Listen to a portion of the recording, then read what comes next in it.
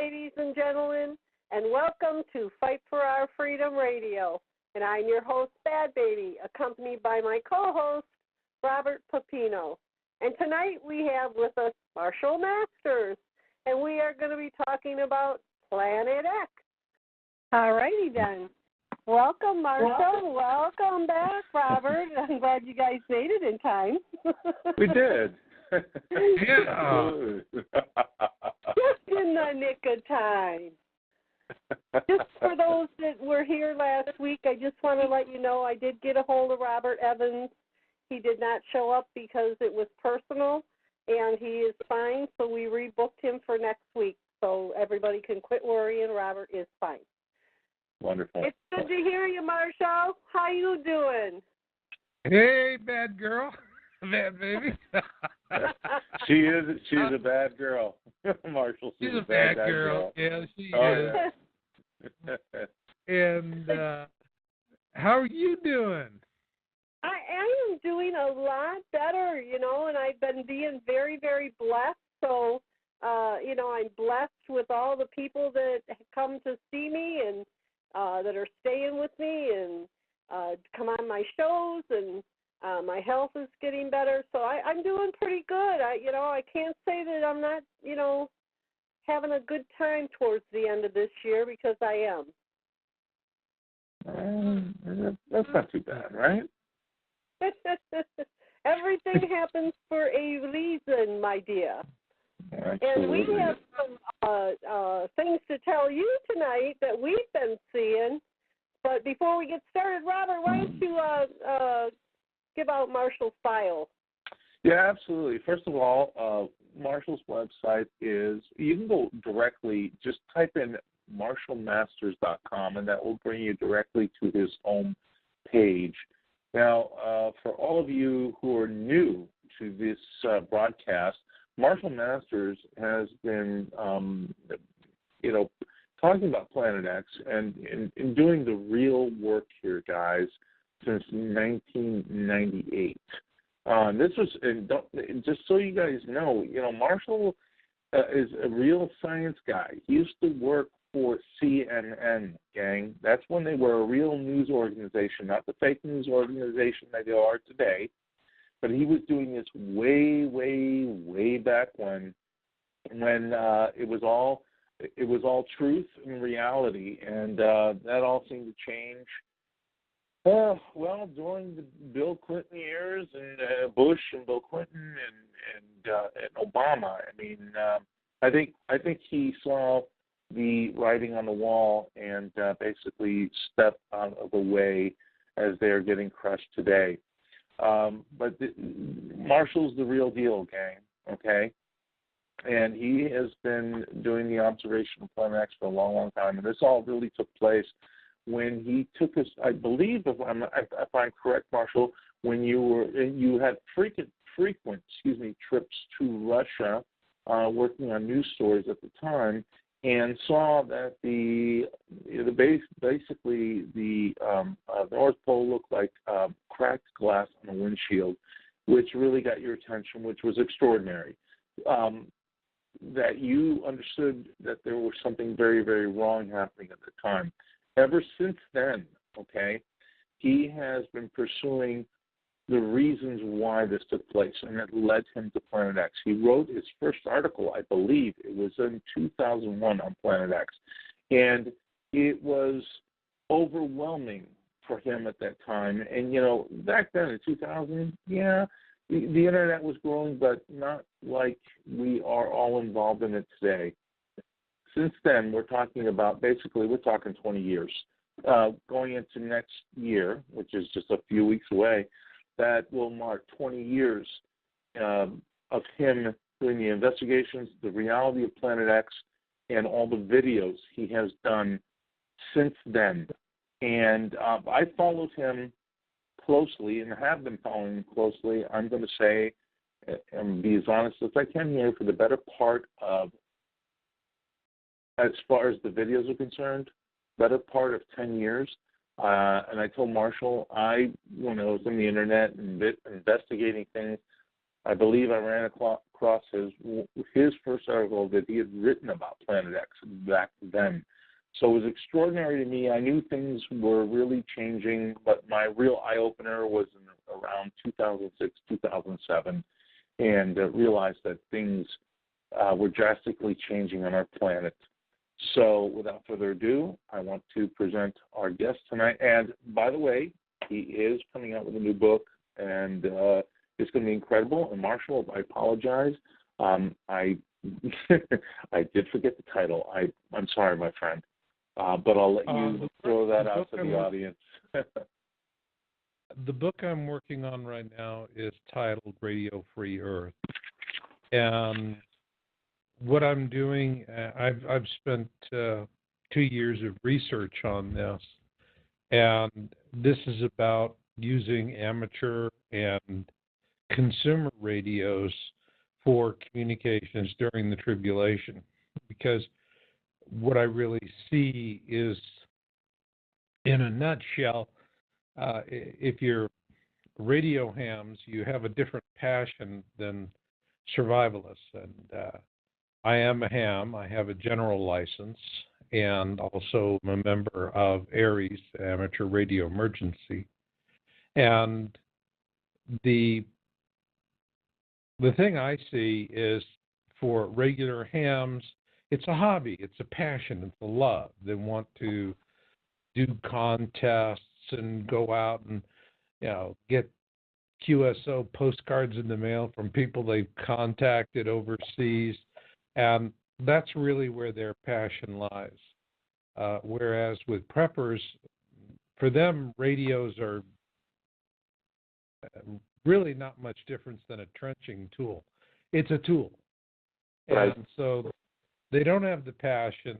And one of the things I've been seeing is they're making kind of consumer choices, and they're really not picking good equipment, but they're not also getting the things that they really need to communicate and to get at any kind of range. So they tend to buy these little inexpensive Chinese radios, these Waxons and Baofengs, which are not suitable for the tribulation. They're great right now. They're cheap, $30, $40, and you can pop around town. But they have a high failure rate.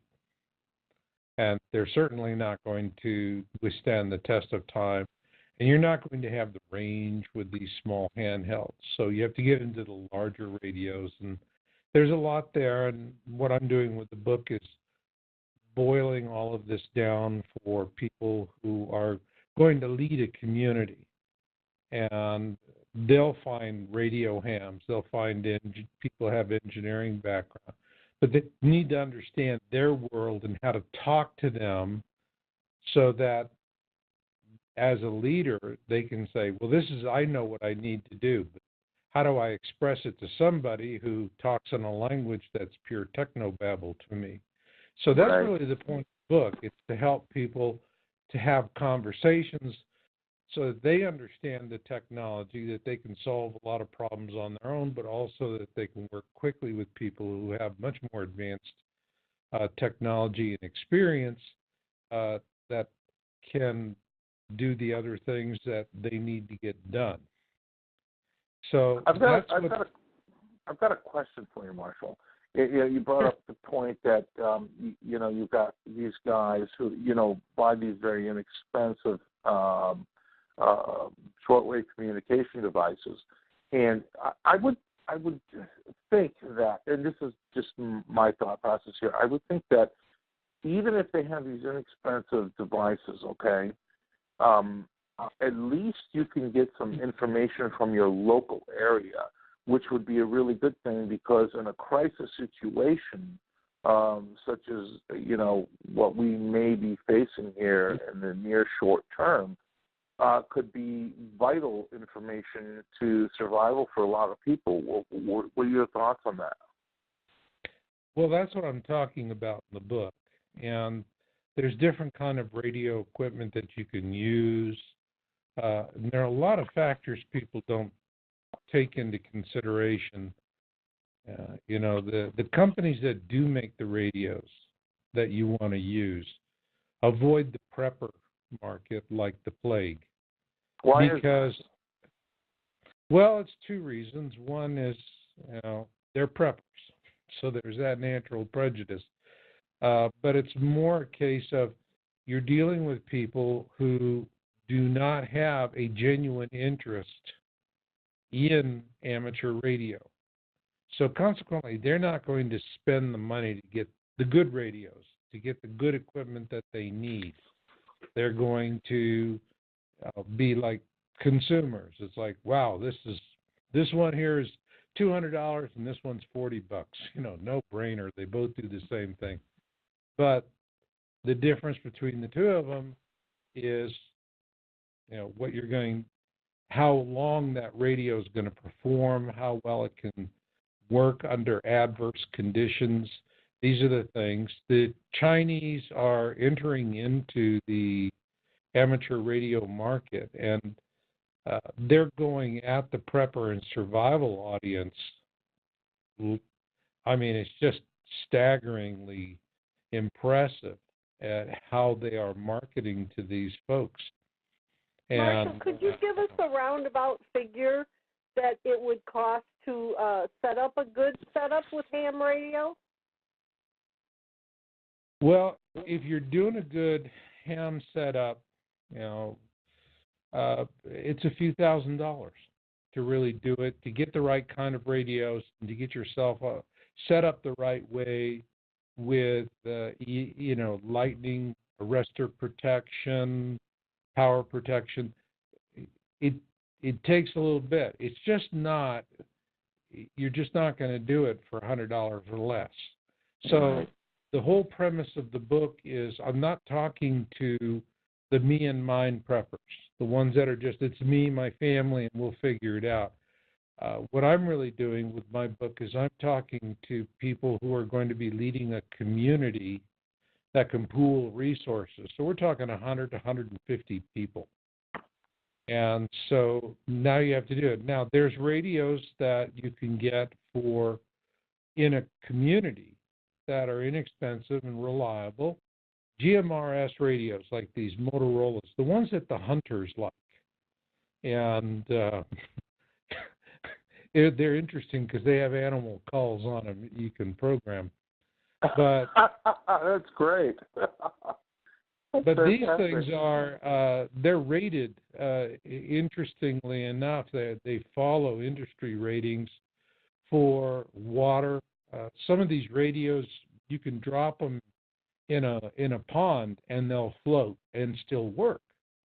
So there's these kind of things. So I'm talking about these inexpensive radios.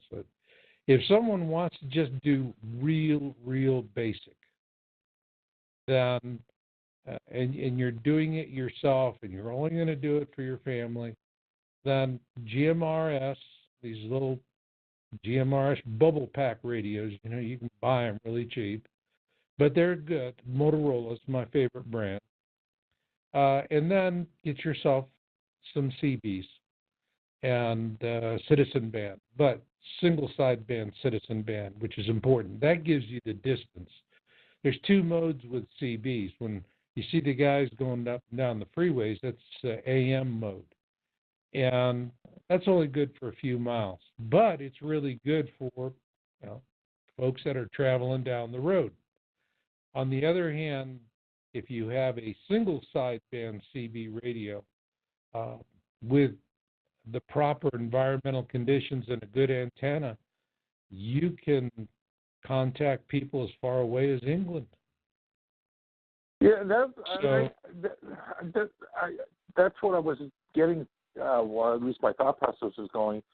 These guys with these very sophisticated systems, do they actually have a tower in their backyard in order to communicate that far away? Well, you're going to have a tower. I have a sideband radio here, and I just have the candlestick antenna. And I've talked to Tennessee from Michigan. There you go. So it's single sideband. Excellent. Glad you're using it. And the reason why even in the more, now, there's amateur radios, and now you're talking about the HF and VHF and UHF amateur bands. These are licensed bands. You have to have a license to operate them. GMRS, you're actually supposed to operate with a license, but a lot of people, 99% of the people don't pay for the license. Marshall, what does the GMRS stand for? Oh gosh, I've written about it. And all right, I didn't mean to put you on the spot. Okay, I got a question out of the chat for him. Guest 3 it says stands Collins for General Radio. Mobile Radio Service. Thank you. GMRS stands for General Mobile Radio Service, and what you're going to see typically is a lot of combo radios where they're combining two services. And both of these are up in the UHF band.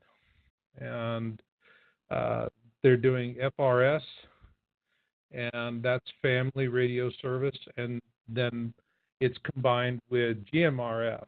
And the difference between them is the power that FCC will allow you to transmit on.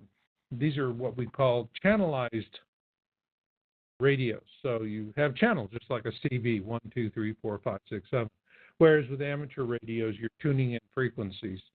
And once you're doing that, I mean, you just have a huge number of frequencies that you can work with. Channelized radios, it gets pretty restricted. It's to the number of channels you can work. FRS, to me, is essentially Family Radio Service. That's essentially useless. That's baby monitors. GMRS, you can get some good range. Now, you'll see with GMRS radios, typically they'll say 35-mile range. Well, that's 35-mile range if somebody is standing on a hill with a clear line of sight to you, and then you might be able to make that 35 miles. But it's really more, GMRS is more down into a few mile range, 5 miles or so, or less typically. And the nice thing about GMRS that I like for folks that are in survival communities is it is in the UHF band, not the VHF band. That's 70 centimeters and above. It's actually, it's around 65 centimeters. And that's better for penetrating structures because it's a narrow wave. Whereas with ham radios that are in VHF, and this is really the workhorse band, if you will, is VHF. And that's 2 meters as opposed to 65 or 70 meters. And where that really comes into a difference is you're going through a building and you have rebar. And that signal has got to get through the rebar. So with a GMRS radio, it's really going to do a good job of that. But if you're going to go for range, like for example your CB radios, particularly single sideband, is now you're up in the 11-meter band on high frequency. This is really for distance communications, and that is from 10 to 160 meters.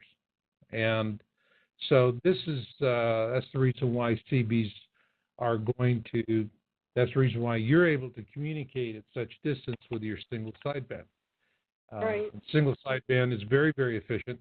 It's a very efficient mode, and it's going to travel a long distance, but you know that you're not going to be able to do single sideband if you have a radio setting in your truck and you're going down the road, because you have to keep tuning in that conversation. You have to fine tune it. And Marshall, I've had this radio for 34 years. oh, hey, that's great. Yeah, you got one of the early SSBs. Yeah, I got a real old one that's got the big stand-up mic on it. Uh-huh. Yeah, it's a really good radio. Picked it up 30-some years ago for $120. Can't go wrong with that. That's about what, today they're about $150 to $200. And the one I have is a Bearcat, and it's the single sideband model. And so, but there's other brands that are really good. And it seems there are a lot of folks that like the President McKinley. And the advantage of having a CB radio is that you're going to be able to talk to the two principal user groups that use these radios currently, and they're going to have them installed. That's truckers and farmers. Right. You know, you often hear. We have a question in the chat room. Huggy Bear wants to know where's a good place to go get one. You know, for your CB radios, you just go on. You could look. There's a lot of them on Amazon, and they're very well priced. For amateur radios, there's a company called hamradio.com. I buy from them. I got my more expensive radios there. And but for CB, that's a consumer item, so the amateur shops aren't going to carry them. So probably Amazon is a good place to go look at it. Walmart carries a lot of this stuff nowadays. You can look there. The best thing to do is start off with the radios. Start looking at the radios and the features that you want. For the listeners, what is single sideband? And you have a frequency, and you have a carrier wave, and it's literally what's pulling everything along. And then you have the intelligence, and that's going to be in sidebands.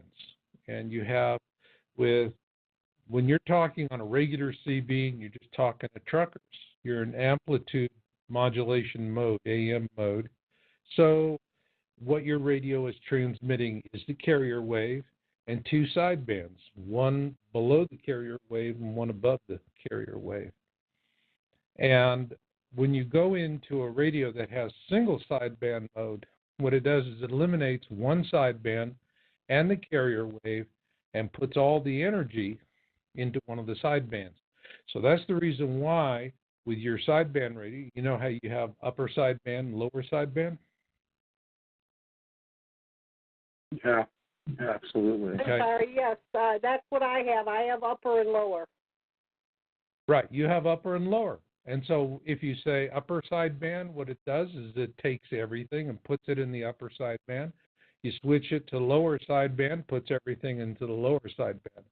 Now, the FCC allows people to transmit at a higher power.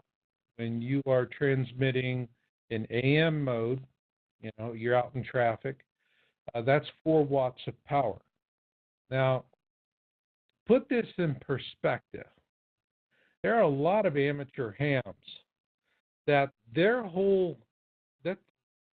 passion, their whole love, they're called QRP guys, is they like to see how far they can get with just 2 watts of power, transmit power. That's it. Now, they're doing it in Morse code. You can do Morse code at 2 watts and get away with it.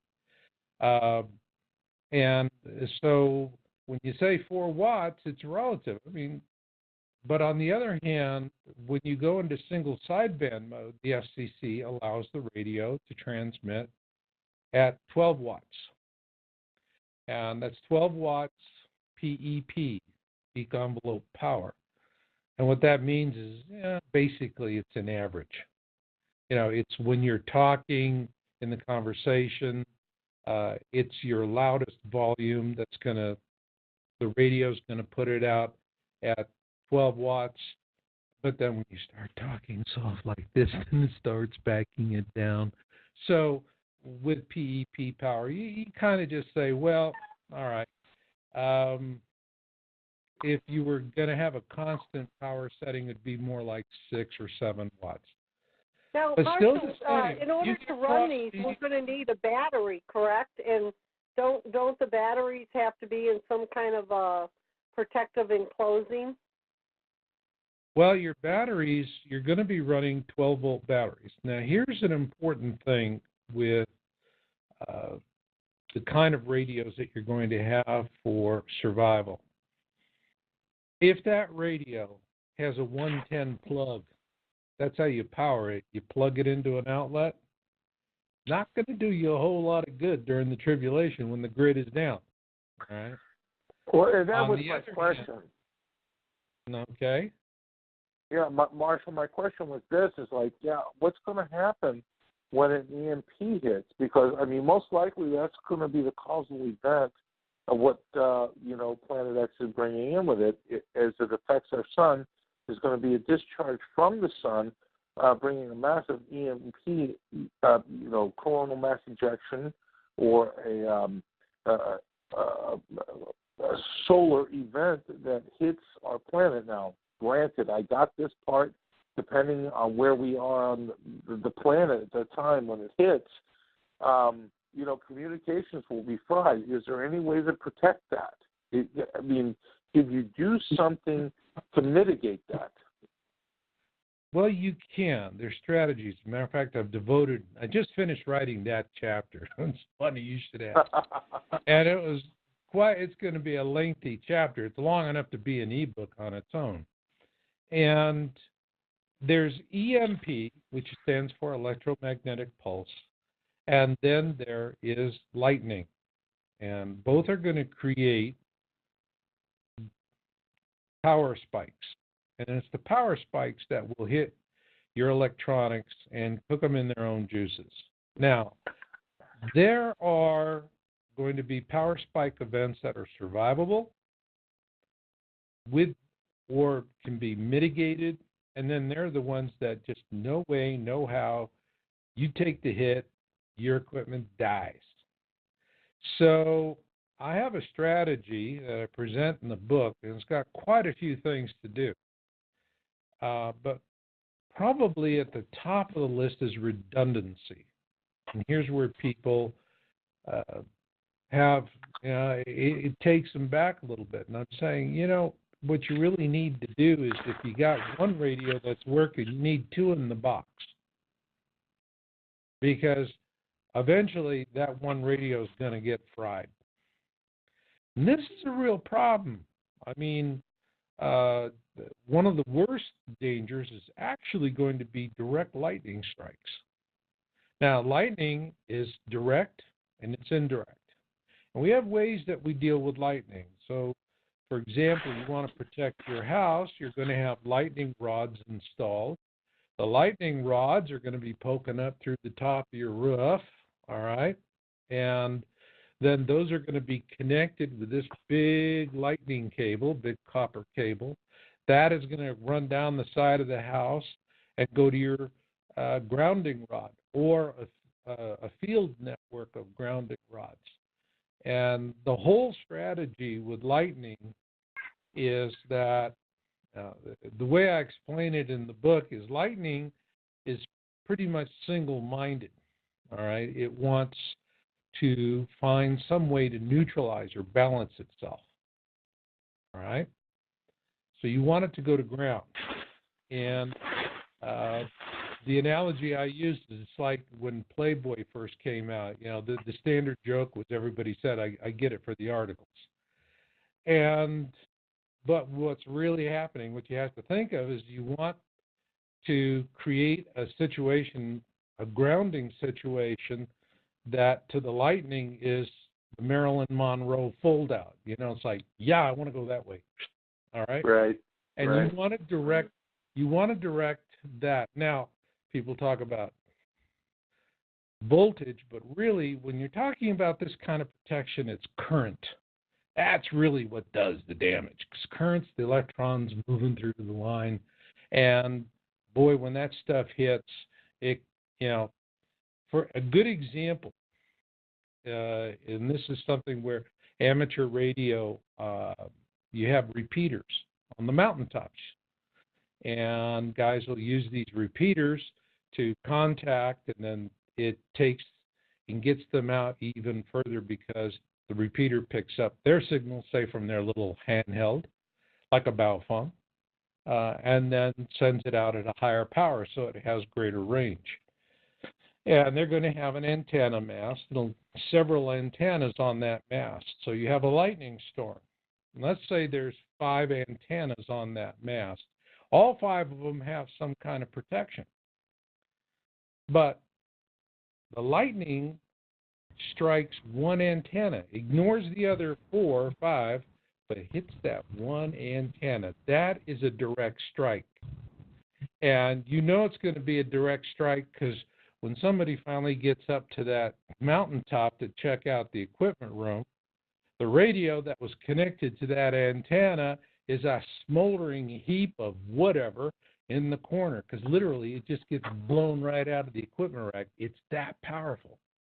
But yet, if you have good lightning protection for the other antennas, it was an indirect lightning strike that you can defend against. And so those other radios are still working just fine. Right. They're doing their thing. So you're playing the percentages here. But what you really want to do is you want to, when you have a direct lightning strike, that's it. If your radio is connected, I don't care if it's on or it's off. I don't care if you have lightning arresters and surge protectors and whatever gizmos you want to put in line. A direct lightning strike hits, it just is everything. That current is just going to want to go to ground, and it's going to go to ground right through the equipment, and it is just going to, wiring, components, everything gets fried. Now, this is going to be a real problem during the Planet X tribulation, because we're going to have an awful lot of lightning. And it's going to be much more intensive than we have right now. That's one of the things that you can expect. So there are techniques I talk about in the book, things that you can do to mitigate or reduce the amount of exposure you have to the threat. And that's the best way to really protect your equipment. Now, there's other things that you can put in there with very robust grounding fields. All right. Again, you want to get, whenever you have this surge of power running through the lines, what you want to do is, it says, hey, here's a current path. If I go this way, I go to ground and I neutralize, which is what I really want to do. But if it can't find that, or you're not providing that, then it's just going to plow right through the line, go into your radio, and cook everything that's connected. That makes sense. So it makes sense. There's things that you can do. Now, simple little techniques. You know, people tend to want to throw a lot of money at surge protection, and you can. You can spend an awful lot of money on surge protection. But then there are other things that you can do that will save you money but be effective as well. One of the things is that, for example, this will be especially true if you're working with amateur radios. These are going to be a lot more expensive. And typically you're going to be 50 to 100 watt radios. Now, the one thing I will tell your listeners is that if you're going to get an amateur radio, no more than 100 watts. They're, depending on your license from the FCC and the frequency you're on, you can go as high as 1,500 watts. But it takes an awful lot of power to knock out a signal that strong. But then it increases the cost and the complexity of everything else that you do. But if you stay at that 100 watts of transmit power or less, you can do an awful lot with that. And it's going to give you the best possible midpoint in terms of the radios that you're going to buy, the equipment, how you're going to power it. It really goes a lot. For example, I have a Kenwood 480, and it's the SAT model. Now, this is an HF radio. It's about $1,200. All right. And with this is something you're talking internationally. You're doing digital communications where you can send digital files. There's just a wide range of things you can do in HF. It's a very powerful thing, but you have to have the right license for it. That particular radio comes in two versions, 100 watts and 200 watts. And you go to 200 watts, you need literally, you double up the amount of power you have to put into the system. And what does it buy you? Maybe about 10% increased efficiency. In other words, you're not going to, once you go above 100 watts, you really got to go way above 100 watts before you're going to get to a point where you're starting to double or triple what your range is going to be, your power. So in other words, you'd have to be 1,000 watts to even double at that point. Well, not quite 1,000, but you're pushing in that direction. And then the question is, you know, during the tribulation, you're not going to have a power grid, which means you're fighting for every amp of power. That's really important. And, for example, when you are, and your power is going to vary, whether you are listening, whether you're in standby mode, you're not doing anything, or you're transmitting. What about solar generators? Will that be any use? Well, the generator has to put whatever generator or power source that you're going to do, and typically people are going to use car batteries. That'll, you know, this will be one of the big sources. When you get into amateur equipment, and particularly there's a grade of amateur equipment called mobile. And you have HTs, the small handheld units. And so if you're on the consumer side with GMRS radios, they call them walkie-talkies, whereas amateurs, they're going to have radios working really, they're very similar in terms of power. They're more sophisticated, can get a little better range, and they're a lot clearer. Those are going to be, you know, you're running those off of battery packs. You could run them off of rechargeable power, or you could have AA or AAA alkaline batteries, depending on what the manufacturer has designed the radio for. But then you get to mobile radios. Mobile radios are really designed for installation in the car. And with my approach to this, what I'm saying is you only want to use mobile radios. These are going to be between 50 to 100 watts typically, or 25 to 100 watts, and it depends on what you're doing. But well, I have a question, Marshall. You're saying mobile, and I understand that because, you know, a lot of people are going to have to be mobile.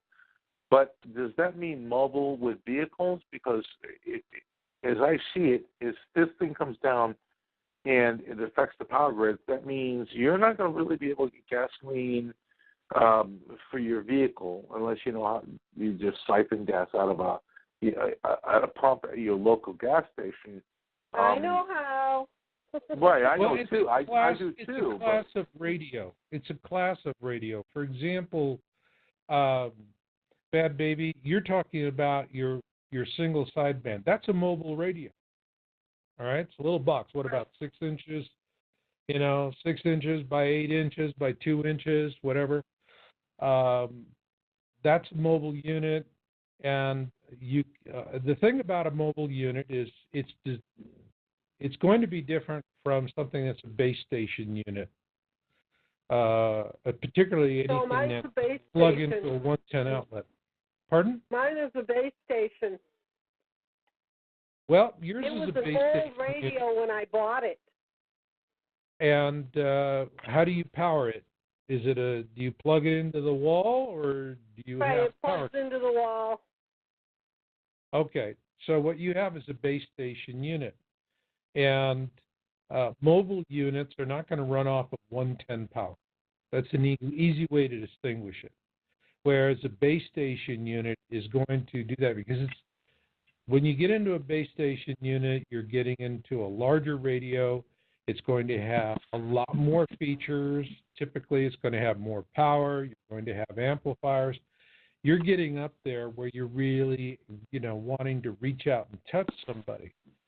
And the thing about it is that when you think in terms of what you're going to need during the tribulation, you're going to need regional coverage. You're not necessarily going to need to talk to people in Japan or Germany, all right? Although that'll be useful in some respects, but you're going to be talking locally. And so for that, you don't need all of that power. You don't need all of that sophistication. And you want something that literally can run off of a 12-volt car battery. And that's going to be a mobile unit. Now, you can use a mobile unit as a base station unit. Now, the difference is how much power and how many gizmos do you want? I got another question. I have a mobile unit, and then I have a power pack that goes with it. Okay. Excuse me. Could you repeat that? I have a mobile unit, right, and then I have a power booster. You know those power boosters you can buy? Okay. So are you talking about an amplifier for the transmit power?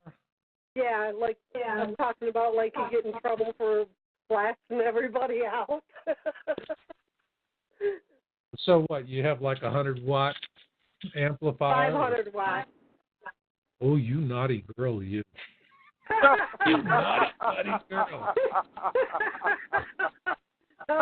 You got to remember, Yeah. I used to drive truck. Uh-huh. But Oh, yeah, boy. I am bad. I Well, used to stomp on everybody.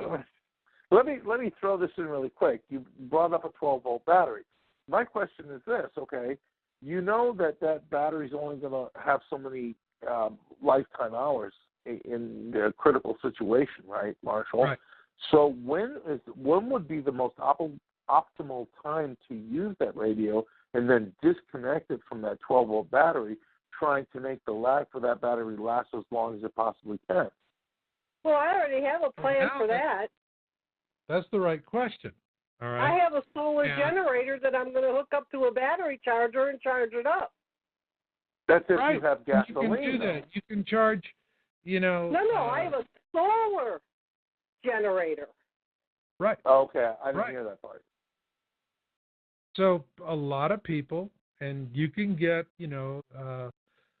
there's a lot of these solar panels, and they really knock it out. Now, the thing is that, let's say, for example, you're just going to use a mobile HF radio, all right, and it's rated for 50 watts transmitter. Or I could talk about my Kenwood, all right. If I'm just listening, it's drawing 2 amps. That's receive mode. I key the microphone to go out and transmit a signal. All of a sudden, that radio is pulling down 23 amps. You go from 2 to 23. Woo!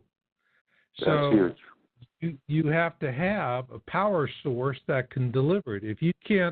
If that radio, you hit the transmit and that radio, and you can definitely tell when a radio is going into transmit mode, because if it has internal fans, as they typically do, that's when they kick in, because they got to start dissipating that heat. But just if you're only providing, if you only have something that's providing 7 or 8 amps of power, you can listen on that, but you sure can't transmit.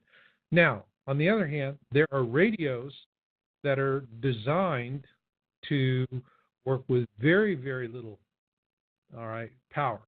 And these are called QRP or SOTA class. I talk about those in the book as well. But the basic thing is that you have a car battery. If I have a car battery and I'm running it with my 100-watt mobile HF rig, and it'll do it. It'll pull it. It's batteries for the cars have got to be able to, you have a starter motor, right? Starter motor is going to pull some serious amperage. And so that radio is going to be able to function. There it is. And matter of fact, when you install it in your car, what you're doing is you're connecting it to the battery.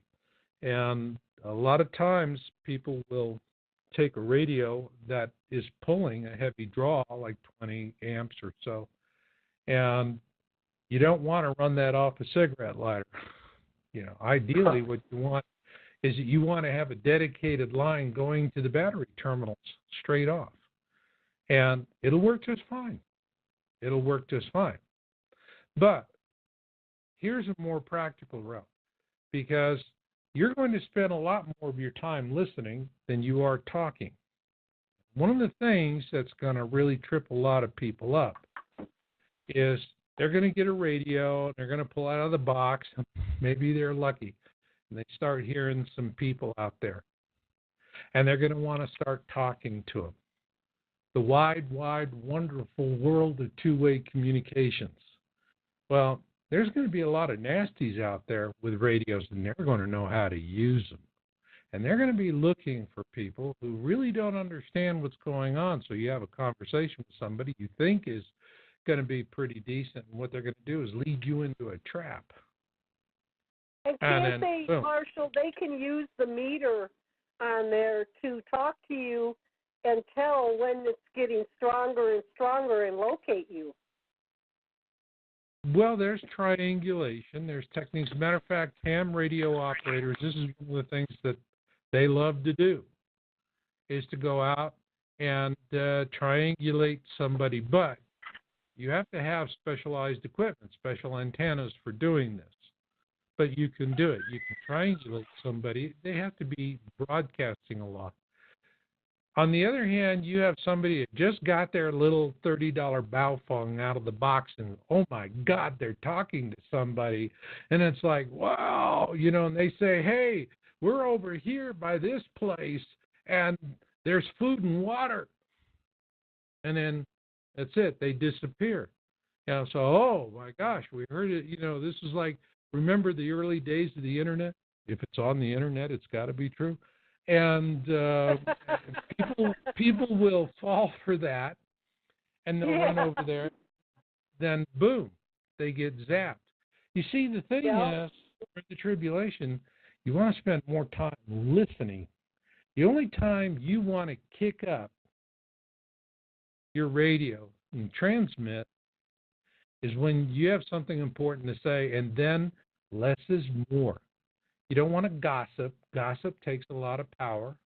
And also, if somebody wants to track you down and you're on the air long enough, they can triangulate you. But what you really want to do more is that you want to listen. And listening takes very little power. And there's two radios that you want to use. It's a good old shortwave radio. And you want a shortwave radio that has an external wire antenna. Those are the ones that are going to pick up. Now, those radios, and if it's continuous band, you're actually going to be able to hear all kinds of things. Amateur ham radio, you're going to be able to just, wow. The number of bands you can access are going to be fantastic. And with like I was my Kenwood, if I'm just sitting there listening, that thing is pulling down 2 amps.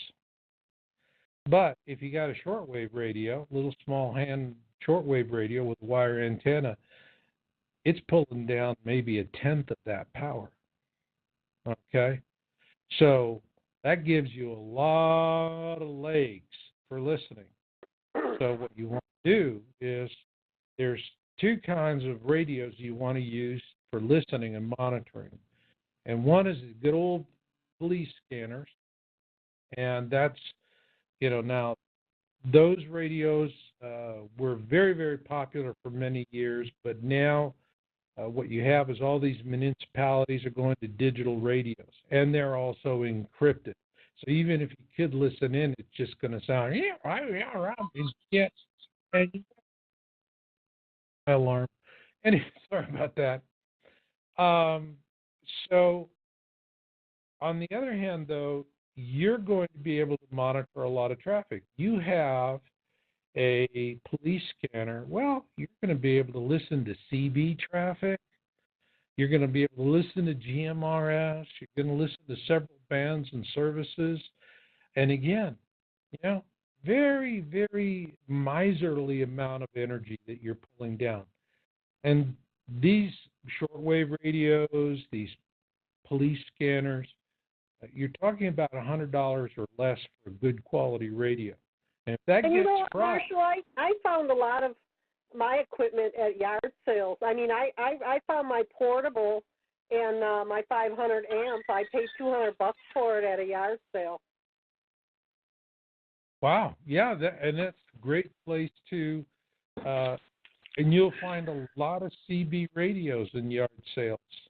Yeah. That's the interesting things about it. People hold on to them, even though they don't use them for some magical. I mean, even someone passes away that's a ham radio operator, and the kids are selling the estate. You can come across equipment like that too. Yeah, and so you can build up an inventory of radios. Now, the one thing I recommend in the book is consistency, because I'm not talking about just me and mine preppers, a couple of people just trying to get by. All right. I'm talking about a community, 100, 150 people, which means you're going to have several people using radios. So if you have different brands, different models, different features, you have learning curve issues. People are going to have to learn how to use these things. And also, if one radio, for some reason, it fails, it could fail because it got smacked in a lightning strike, or there could have been an EMP from the sun, a coronal mass ejection. Now, those coronal mass ejection has to be Earth-directed. And then there's the magnetic orientation. And if it's a what south, I'm doing, Marshall, I'm not using my radio unless I want to use it, and I'm keeping it in a portable Faraday cage to keep it protected, and then it's there if I need to hook it up. And, if you're doing that, one of the things that, even if you have it set up, if you're going to be prepping and you're doing it for the Planet X tribulation, you have to be below ground. Above ground structures are just going to be decimated. Yeah. So you want to be below ground. If you have 5 foot of soil over your head, that's going to give you EMP protection, and that would be against, for example, some sort of hemp device, a hydrogen high-altitude EMP bomb that's designed just to emit an EMP, electromagnetic pulse, which will just go out there and fry all kinds of things. Right. If you're below ground, fine, and your batteries are below ground and you have venting to the surface, but there's no connection to the surface, then that pulse is not going to come through that way. But if you have an antenna and it's connected to the surface, that's the Marrakesh Express for current. It's just going to follow it right down into the ground where you are underneath the soil, and it's going to fry your equipment. So that's the reason why one of the strategies I talk about in the book is floating your antennas. And there are just several different things you can do. But the bottom line is you have backup units, and your expensive radios, you're not using them. They're completely disconnected, and you only connect them when you need to do it. If you have folks in your community... What I've been doing is keeping my good equipment all disconnected so that it's safe in case we have electrical surge or an EMP. But, Marshall, I want to ask you, because of what's been going on up here in Michigan, how severe do you think the wobble is going on with our planet right now? Because let me explain to you what I'm talking about. Usually in the beginning of December, we're really cold up here, and we were up in the 50s, And then in the last week, we've gone down to like 16 degrees and 19 degrees. And now this coming week, we're going back up to like 48 degrees. Are we, every other week, are we wobbling that bad back and forth? And just so you know, Bad Girl, the same thing's happening here in Arizona. And we're Southwest, and normally these things don't ever happen. Right. Well, what we're seeing, and for example, on the island of Svalbard, that's where the seed vault is at. There's a community it's the most northernmost community in the northern hemisphere. And they're having a terrible time up there because their temperatures are unseasonably high, 16 degrees centigrade high, or Celsius, excuse me. That's quite a bit. And so this is something that's going on everywhere. This is more, in my mind, not so much earth wobble, although the Inuits up in Alaska are reporting for many, many years that the sun has been rising and where it didn't rise before. And a lot of people have noticed that as well. But what's really happening more is that the planet is warming. I'm sorry, Mr. Trump, but it is warming. It is real. And it is the reason why they are doing so much of the chemtrail spraying. And there's people that just, it doesn't make sense to them. You hear like that guy Dane Wigington. He just goes on. He said, "This is insane. Why are they doing it? Why are they doing it? Why are they doing it?" Well, they're doing it, and they're doing it for a reason he wouldn't even consider. He'd just rather be lost in the woods. The reason why they're doing it is that we have increased luminosity from the sun. The sun's brighter. People will tell you that. When I was a kid, we had a more golden sun than we do now. And we had beautiful blue skies. And this is what makes it hard to talk about chemtrails, because a lot of the people have grown up with chemtrailing. So it's a natural part of their experience and their reference, whereas people my age, I remember beautiful blue skies. Marshall, now, I can remember. I was just simply going to say, I remember, because you and I are pretty close. Well, you're a few years older than me, but not by much. But I remember our sun was orange. I could look at the sun and not be blinded. I can't look at it anymore. A fraction of a second, and it's blinding. Oh, yeah. And also, we're having a lot more UVA, UVB, UVC, and what's happening is the sun is responding to nemesis, and so that is causing it to be brighter, greater luminance. Well, those photons that are being generated are carrying radiation, and the reason why the elites are spraying is that the main constituent of chemtrail spray is aluminum, and they're using the aluminum to reflect these photons back out into space. Because if they don't do it, then the photons come all the way through, and that radiation is then going into the core of the Earth, and it's causing the core of the Earth to warm. Well, and that's why the volcanoes are going crazy, isn't it? Absolutely. I call it crustal undulation, and it's something I've discussed in one of my articles, science articles. And but the thing is that the elites are doing the chemtrail spraying not because they're trying to do something to help us today. They're not. Chemtrail spraying is it's awful. We have all of these bizarre weather issues. We have increased levels of Alzheimer's disease.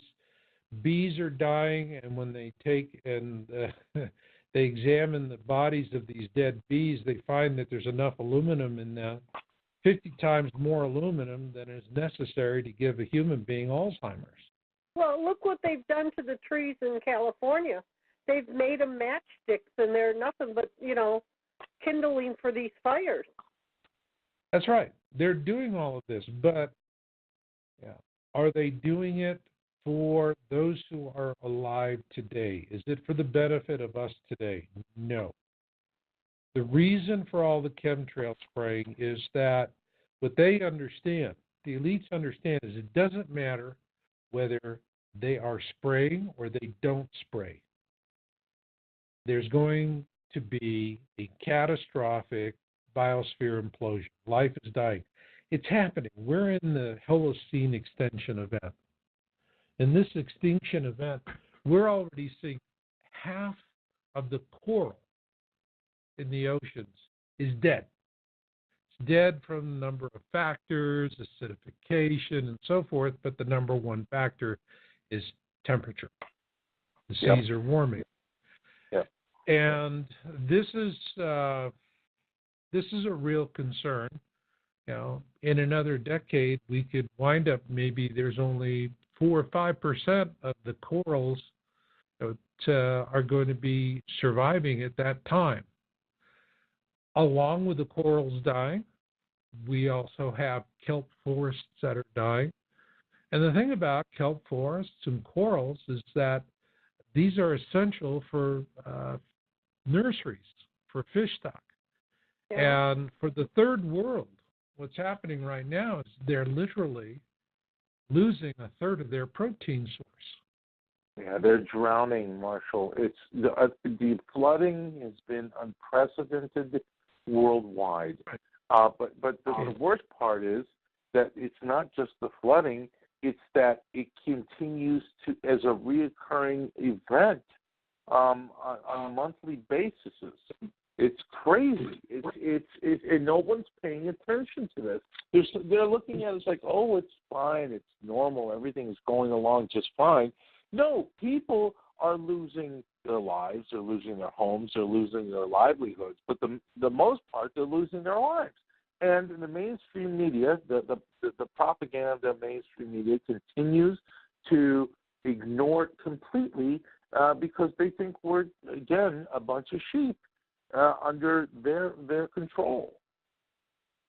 Well, no, the whole thing that's going on is they just simply don't want people to connect the dots because once there's a consensus, the elites can't prevent people from becoming aware.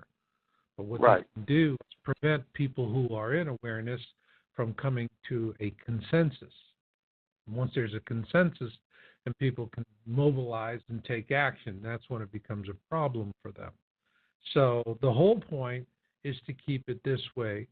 With the chemtrail spraying, if you talk about chemtrails, people are, there are programs that they look at you like you're absolutely insane, and there is no such thing as chemtrails, which is... It amazes me. I mean, we look up. It amazes me too, Marshall. It amazes me because I've talked to people, and I said, just look up in the sky. Look, you see what's going on. You see this, and it's not, it's not a condensation trail which dissipates as the jet moves forward. It dissipates behind it. No, these are long streaks across the sky, and they just don't get it, man. Well, they don't want to get it. All right. People intuitively understand that if they accept awareness, then the bliss of ignorance is gone. They're out of their bubbles. The blinders are off, and that's not a very comfortable place to be. So this is the real issue. And what they don't understand about the chemtrail spraying is that the elites are not doing it to deal with the situation today. What they are doing is by reflecting photons that are carrying radiation out into space, they are decreasing, while it's possible, what is heating the core of the planet, because once the tribulation is past and they come up from their shelters, which are 2 miles underground, they don't want to come up to the surface of a planet that has turned into a Venus or a Mars. And that is the whole point of chemtrail spraying. There's no benefit for those who are currently alive. The only benefit of chemtrail spraying is for the elites so that they can come to a planet, come up to the surface, and the planet is still in a condition where the atmosphere can mend and repair itself. The biosphere is going to be absolutely devastated. We're already seeing that right now. 200 to 300 plant and animal species are dying every day, going extinct. Half of the wild animals in the world are dead. You brought up a really good point. I just watched a video today of these deer running across an interstate and jumping off because I think that their brains are totally scrambled. This is my point of view. Their brains are so scrambled, they're jumping off an interstate overpass to their deaths. I watched this video, and, these people videotape this. I'm saying, deer most wild animals are instinctively intuitive of their surroundings, yet you have these deer jumping over an overpass to their deaths.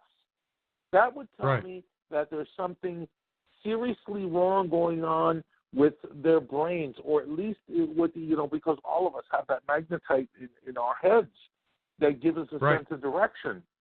They jumped over overpasses to their deaths. Right. So there's, all of this is happening. There are people who are in awareness, and they're seeing it, and thank God, they are concerned. But the vast majority of people, it's, hey, as long as you can go to Costco and the shelf is full, life is good. Right. All right. And that's what people want. But for those who are looking and seeing the world as it is, you're not looking through the rose-colored glasses.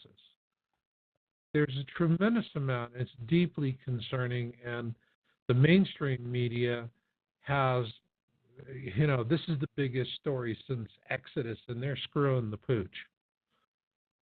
They're just simply burying it. And what I see going on is that they have if a story is something they can ignore without reporting, that's their first course of action.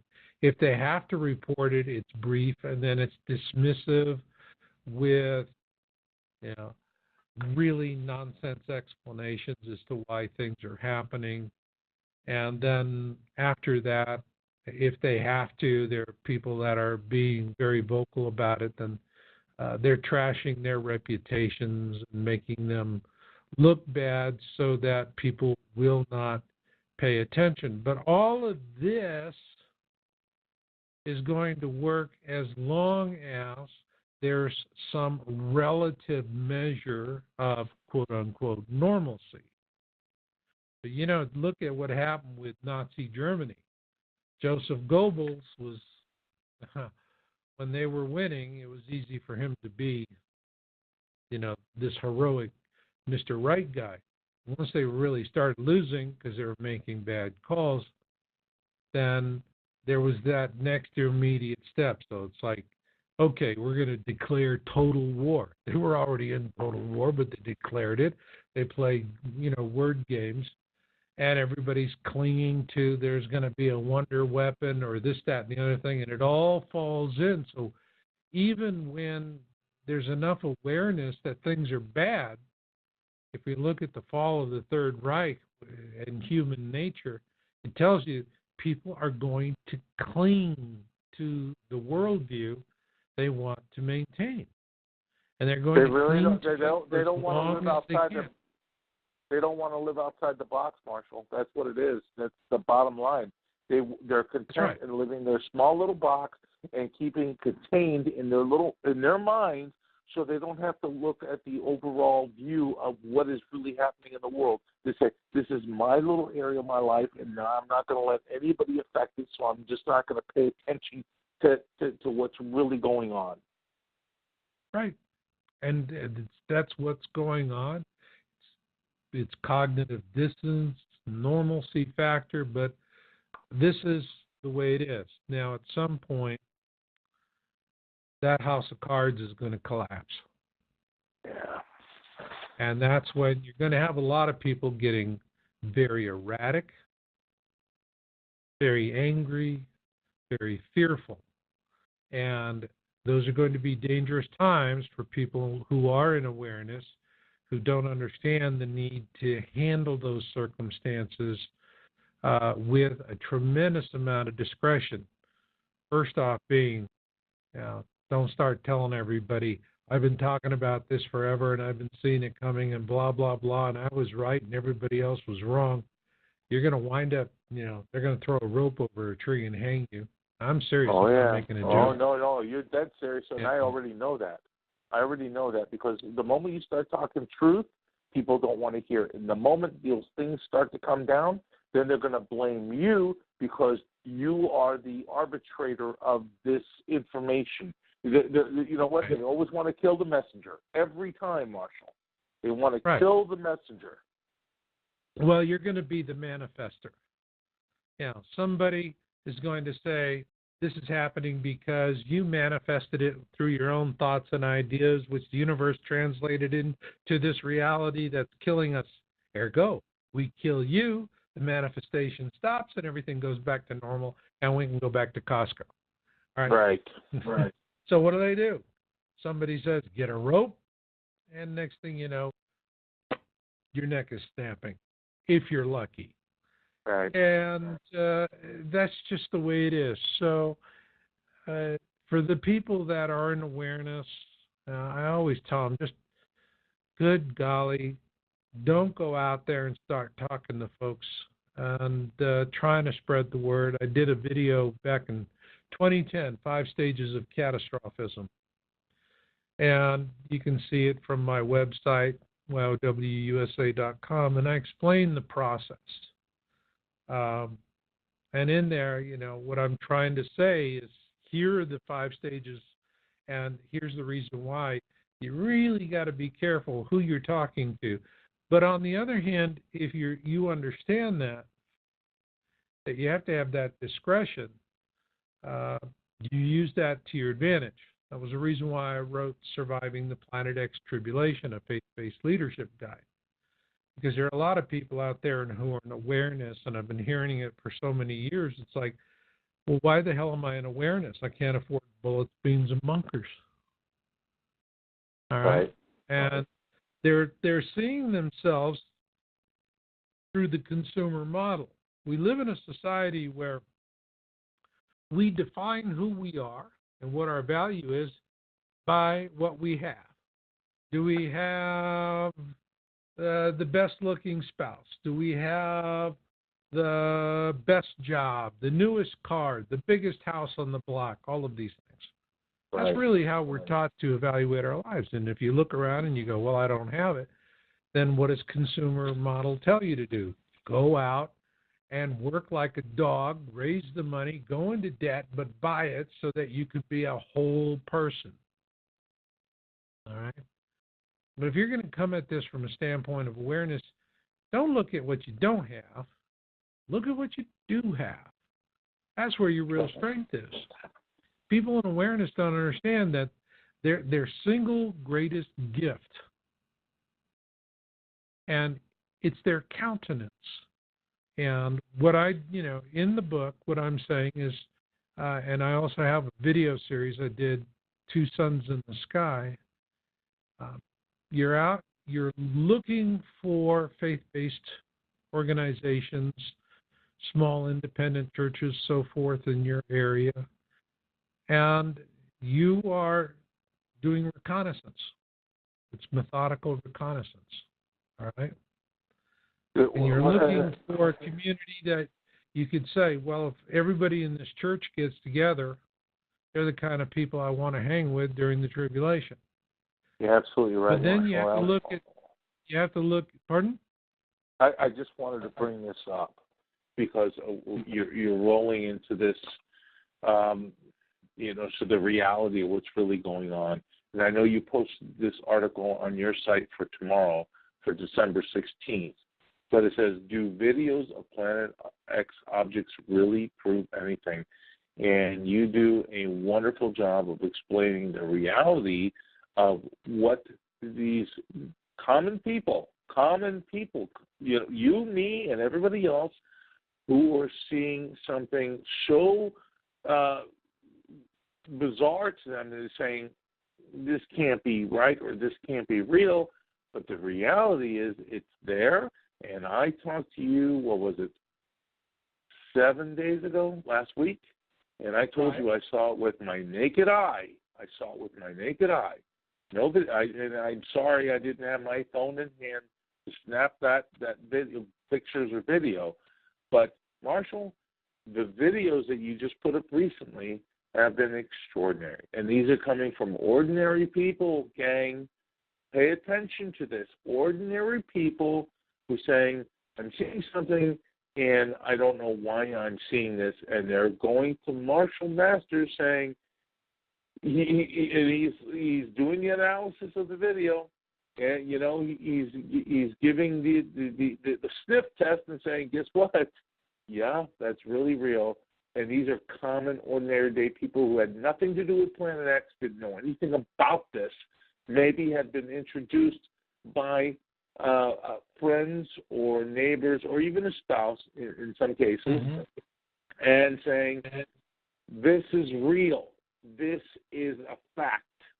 And I need you to explain to people the reality of what your analysis has been for these videos, okay, to make people understand this is not a hoax, this is not a joke, this is not Marshall Masters trying to sell books, to get rich, because if you're trying to get rich in this genre, you're going to end up as poor as a church mouse, and Marshall can tell you that. This is about survival. This is about survival. And this is, really, I'm in it for the species. I want to help people that are in awareness, and I don't want to see us, go through this and have a Mad Max world. I certainly don't want to see the elites come up from underground and re-enslave survivors. But what's happening now in that article you mentioned, this was really, really interesting because it started with Amber Williamson sending me 2 videos, and she shot it simultaneously with 2 iPhones, Model 7s, and the 2 phones picked up 2 different objects, and we're looking at that, and we're, okay, so let's figure out what's going on here. And a lot of people, it's easy for them to do the knee-jerk debunker thing. You take one glance at it, and you don't want it to be real, so you blow it off with some sort of nonsense. And people do that. That's just the way of the world. But I take and I look at it and I say, all right, let's walk through this. Let's understand why we're seeing what we're seeing. And the thing is that I get every day people sending me videos, people giving me reports. But when I get videos, 99.99% of the time, it's with a smartphone. Right. And interestingly enough, it's not typically going to be an Android phone. It's typically going to be an Apple phone. For some reason, there's something about Apple that just makes it work better. But remember, you're looking at objects that are near the sun, and you're sitting there taking videos and stills, and you're using a handheld camera that was designed for selfies. Okay? Right. Designed for ease of use. Family vacation pictures and so forth. It is not an astronomical instrument for looking at the sun. but people are using them because it's what they have in hand and what they're reporting. And so what we've done is we've really been working on this considerably with Dwayne Brayton on my team, and he's very technical. And we're just getting into it because we're seeing all these differences between different phones that are coming in, and you'll see an object. I call it the Dr. Pepper effect, 10, 2, and 4, like on the side of the bottle. They're seeing there's 3 locations. There's around the 11 o'clock, there's the 1 o'clock, and then a 7 o'clock. Well, back in November, the Ophelia hurricane came in as a very strong storm into the British Isles. And next thing we knew, there were a lot of news accounts coming out of Europe. It wasn't really covered by our media. Golly gee, I'm so surprised. Right. And the Sun published quite a few of them, and they were dismissing it. They were saying, it looks like Star Wars, 2 suns in the sky, because literally you had people all over the British Isles that were looking up, and they were seeing 2 suns in the sky. And they were seeing, you had pictures people were taking, and they were taking pictures with an object at the 7 o'clock position relative to the sun and the horizon, and then around the 11 o'clock and around the 1 o'clock.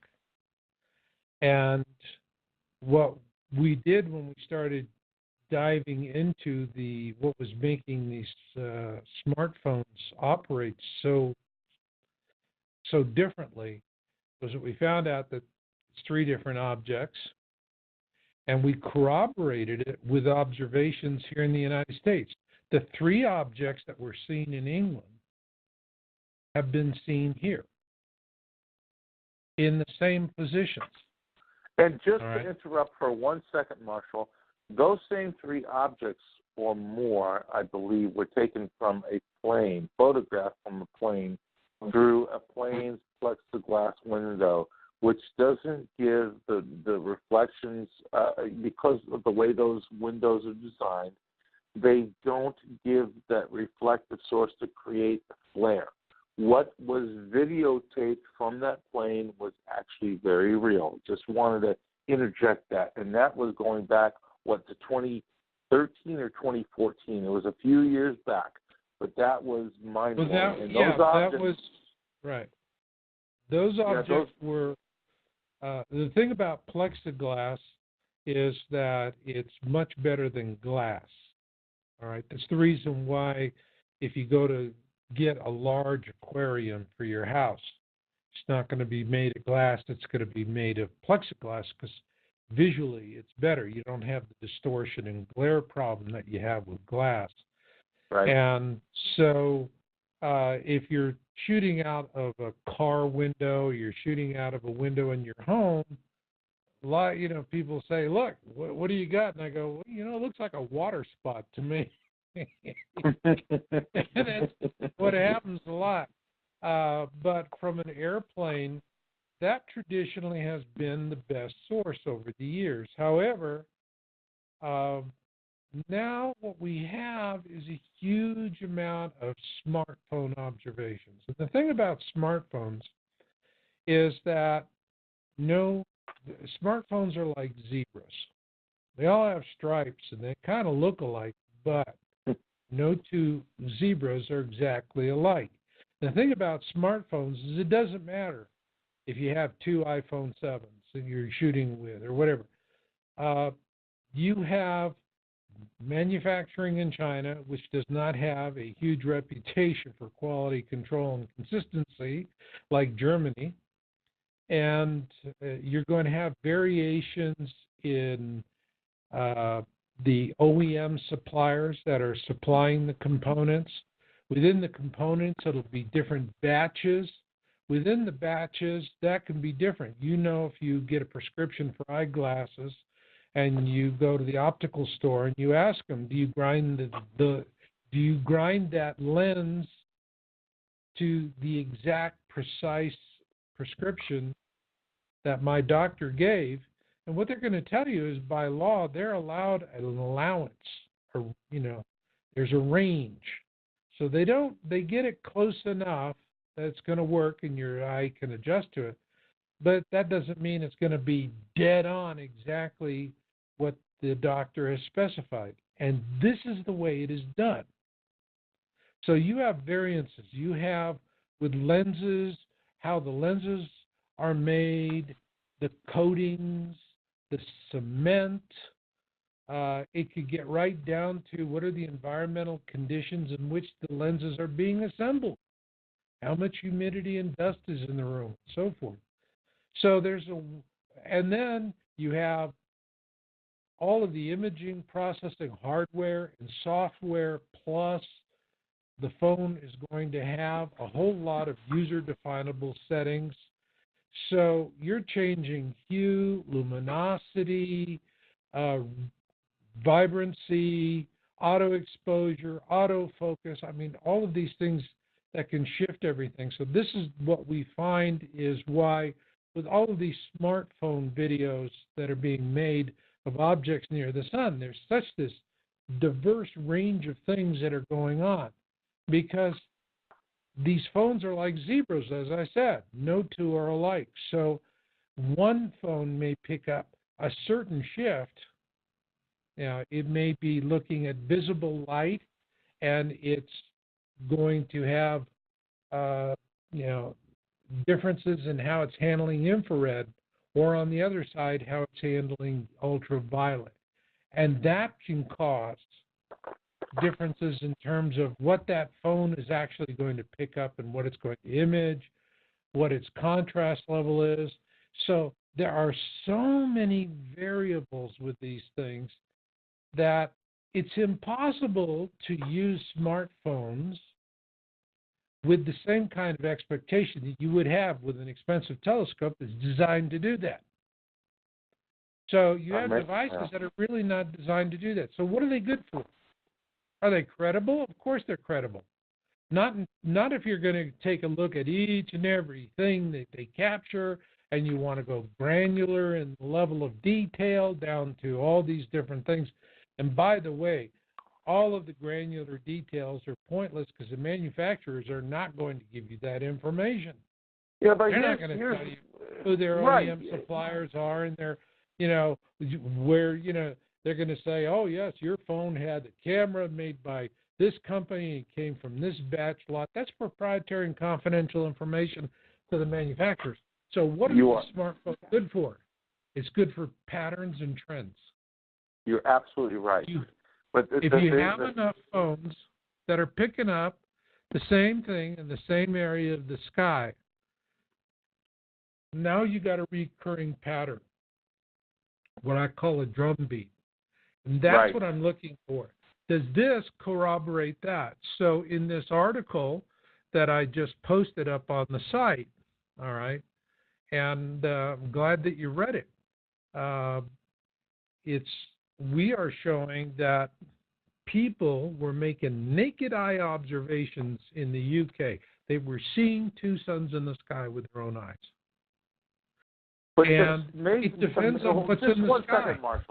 Just 1 second, Marshall. So to make your statement even more poignant, okay, is that you understand how to do a gamma test, and I sent you plenty of photos, and you said this is a second object. It is a real thing, okay? You cannot, when you do the gamma test, you bring down the brightness to a point where it basically comes down to 0 or -1. And if that our sun is there, and then there is a visible object next to it, tells me that there is something very real. It exists right there. That, for me, Marshall, just so you know, that for me proved it all. Okay, the gamma test that you devised told me that was reality. There is something else there or multiple objects there, not always visible because it's hidden by our very large sun. Tells me that there is something there. And when it peeks out behind or above or to the 9 o'clock or 3 o'clock or 7 o'clock, 1 o'clock or 7 o'clock position, when it peeks out, it means there's something there. That's reality to me because that's science.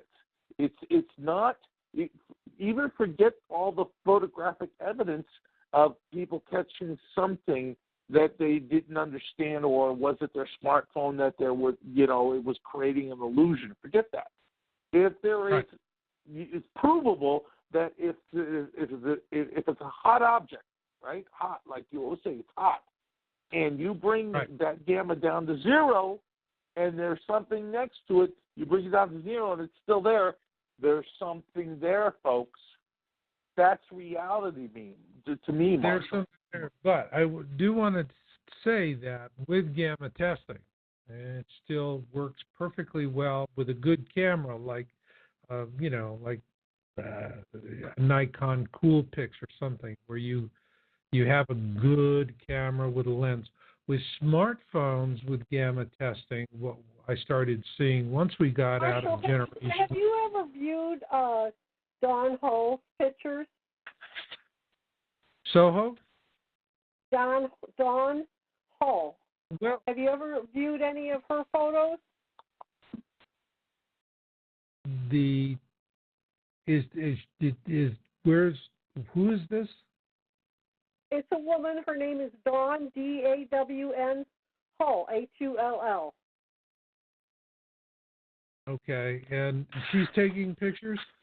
Oh, she's been taking pictures for years, and she's got a professional Nikon with a huge lens on it, and I'll have to get a hold of her and hook her up with you and have her send you some of her photos.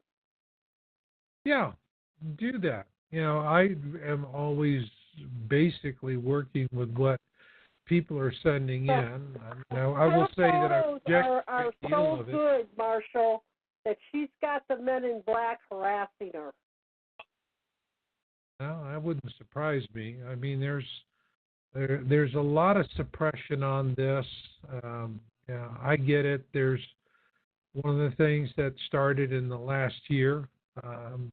If you go into the search engines and you type the keyword Planet X or NIBIRU, you used to see me. You'd see a bunch of other people as well. You don't see them anymore. But you're seeing a lot of stuff that's fear porn or websites that are run by the government debunking it. She's on Facebook. So what I'll do is I've interviewed her a couple times, and I've shown a lot of her photos. I'll get a hold of her, and I'll have her friend you on Facebook, and then you can view her work. She can send it over to you. But last time I spoke with her, because she takes care of her elderly mother, she was taking her mother to the doctors, and the men in black ran them off the road. And her mother begged her to stop with the photos. And she said, I can't. I can't. I know what I know. Yeah, that's once you know what you know, there's no turning it off. And this topic has it's caused a lot of marriages to fail. Spouses that threaten divorce, and then finally, they just do it because they don't want to see it, and they're really not thinking long term. That you keep using the divorce word; it's very corrosive, very destructive. And eventually, 9 times out of 10, it winds up with a divorce, and the person in awareness is the one that files the papers, not the one making Marshall, think about the ignorance we live in today. We elected Donald Trump into office, right? Good, bad, or indifferent doesn't matter. Do you know how many relationships and actual family marriages have been destroyed over the election of Donald Trump? And this is literally on a level of childishness in regards to what we all understand in a whole of what's happening to not just our country, our planet. So it doesn't surprise me at all that you have a situation like this with Dawn Hall, where people are so fearful that when something so unusual is taking place, and it is a cyclical event, that they just shut their ears off. They don't want to hear it because they want to maintain that level of life that they had until they go on to their next life. So it's insanity, man. It's insanity. Well, if they want to stay in denial and be in their happy place right now, why they can, and they think that when reality does hit, that they just want to perish because they don't want to live after the fact. That's my view on it. What do you think, Marshall? I think when people say, well, if it happens, then I'll just die, I think they're absolutely stupid. Yeah, that's a shit. That's a total shit attitude to take. That's denial bravado. That's what I call it, denial bravado. You tell me that, okay, there you are standing in the street, you see a tsunami wave coming at you, and you're just going to stand there with your family, your spouse, your children, your parents, and you're all going to say, look, everybody, we're not going to run. We're not going to do anything. We're going to die right now because I said that this is what I want to do. And I can prove. I am a person who is, I'm going to be true to what I said. I don't want anybody to think I'm a crazy, hysterical conspiracy nut, and I am going to die like a stupid person because I said I would. And right? I can prove, Marshall, I can prove what you're saying is 100% correct. Go to the December 25th, 2004 tsunami, the Bandiachi earthquake. Go look at the videos. Look at them. As the water's going out, people are standing there going, this is interesting. I've never seen this happen. The animals all ran away. They knew what was happening. They had that sixth sense. They knew it. All the stupid humans sat there on the beach and went, ooh, this is neat. This is interesting, as the tsunami came in, and this wiped out 250,000 people. 250,000 people were wiped out.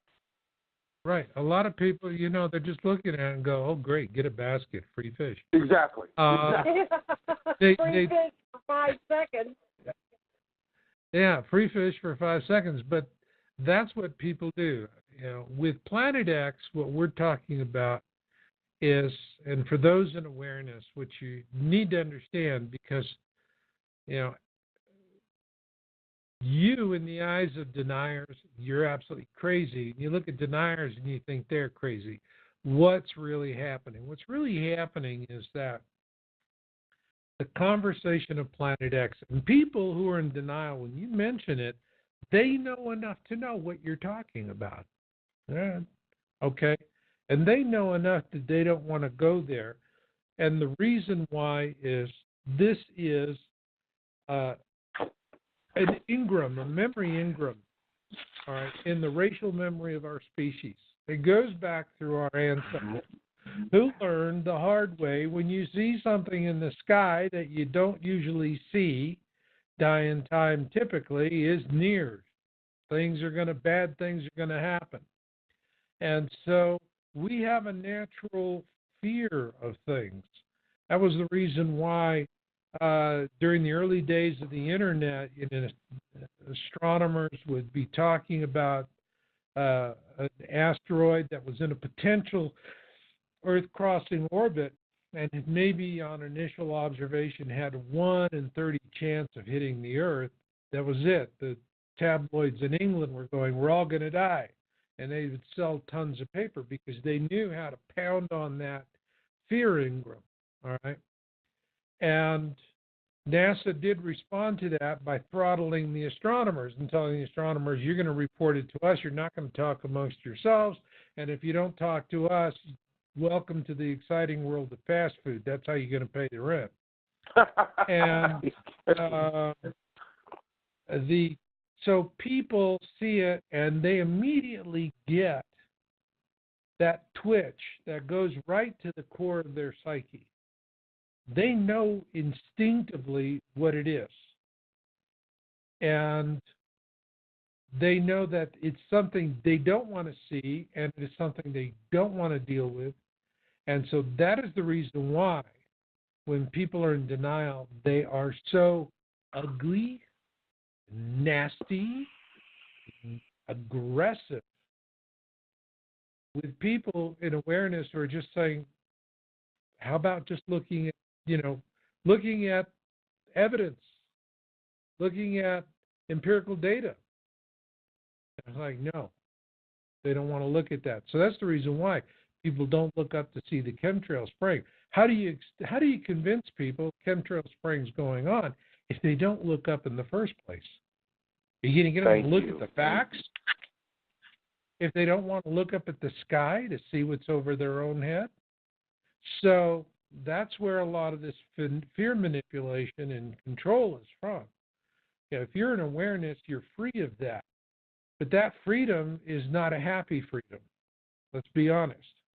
Yeah, it comes at a cost, no question.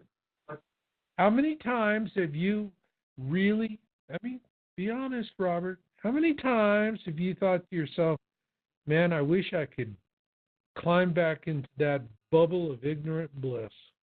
I've told myself that 100 times, Marshall. 100 times. And the problem I don't say I want to crawl back into the bubble. I just say, why did I have to find this all out? Right. That's the same thing I said, bad girl. Same thing. Yeah. I don't want to know, but now I know. And the problem is you can't go back. There is no time machine to jump back and erase that memory engram that is implanted in your brain now. You can't change that. No. You can't.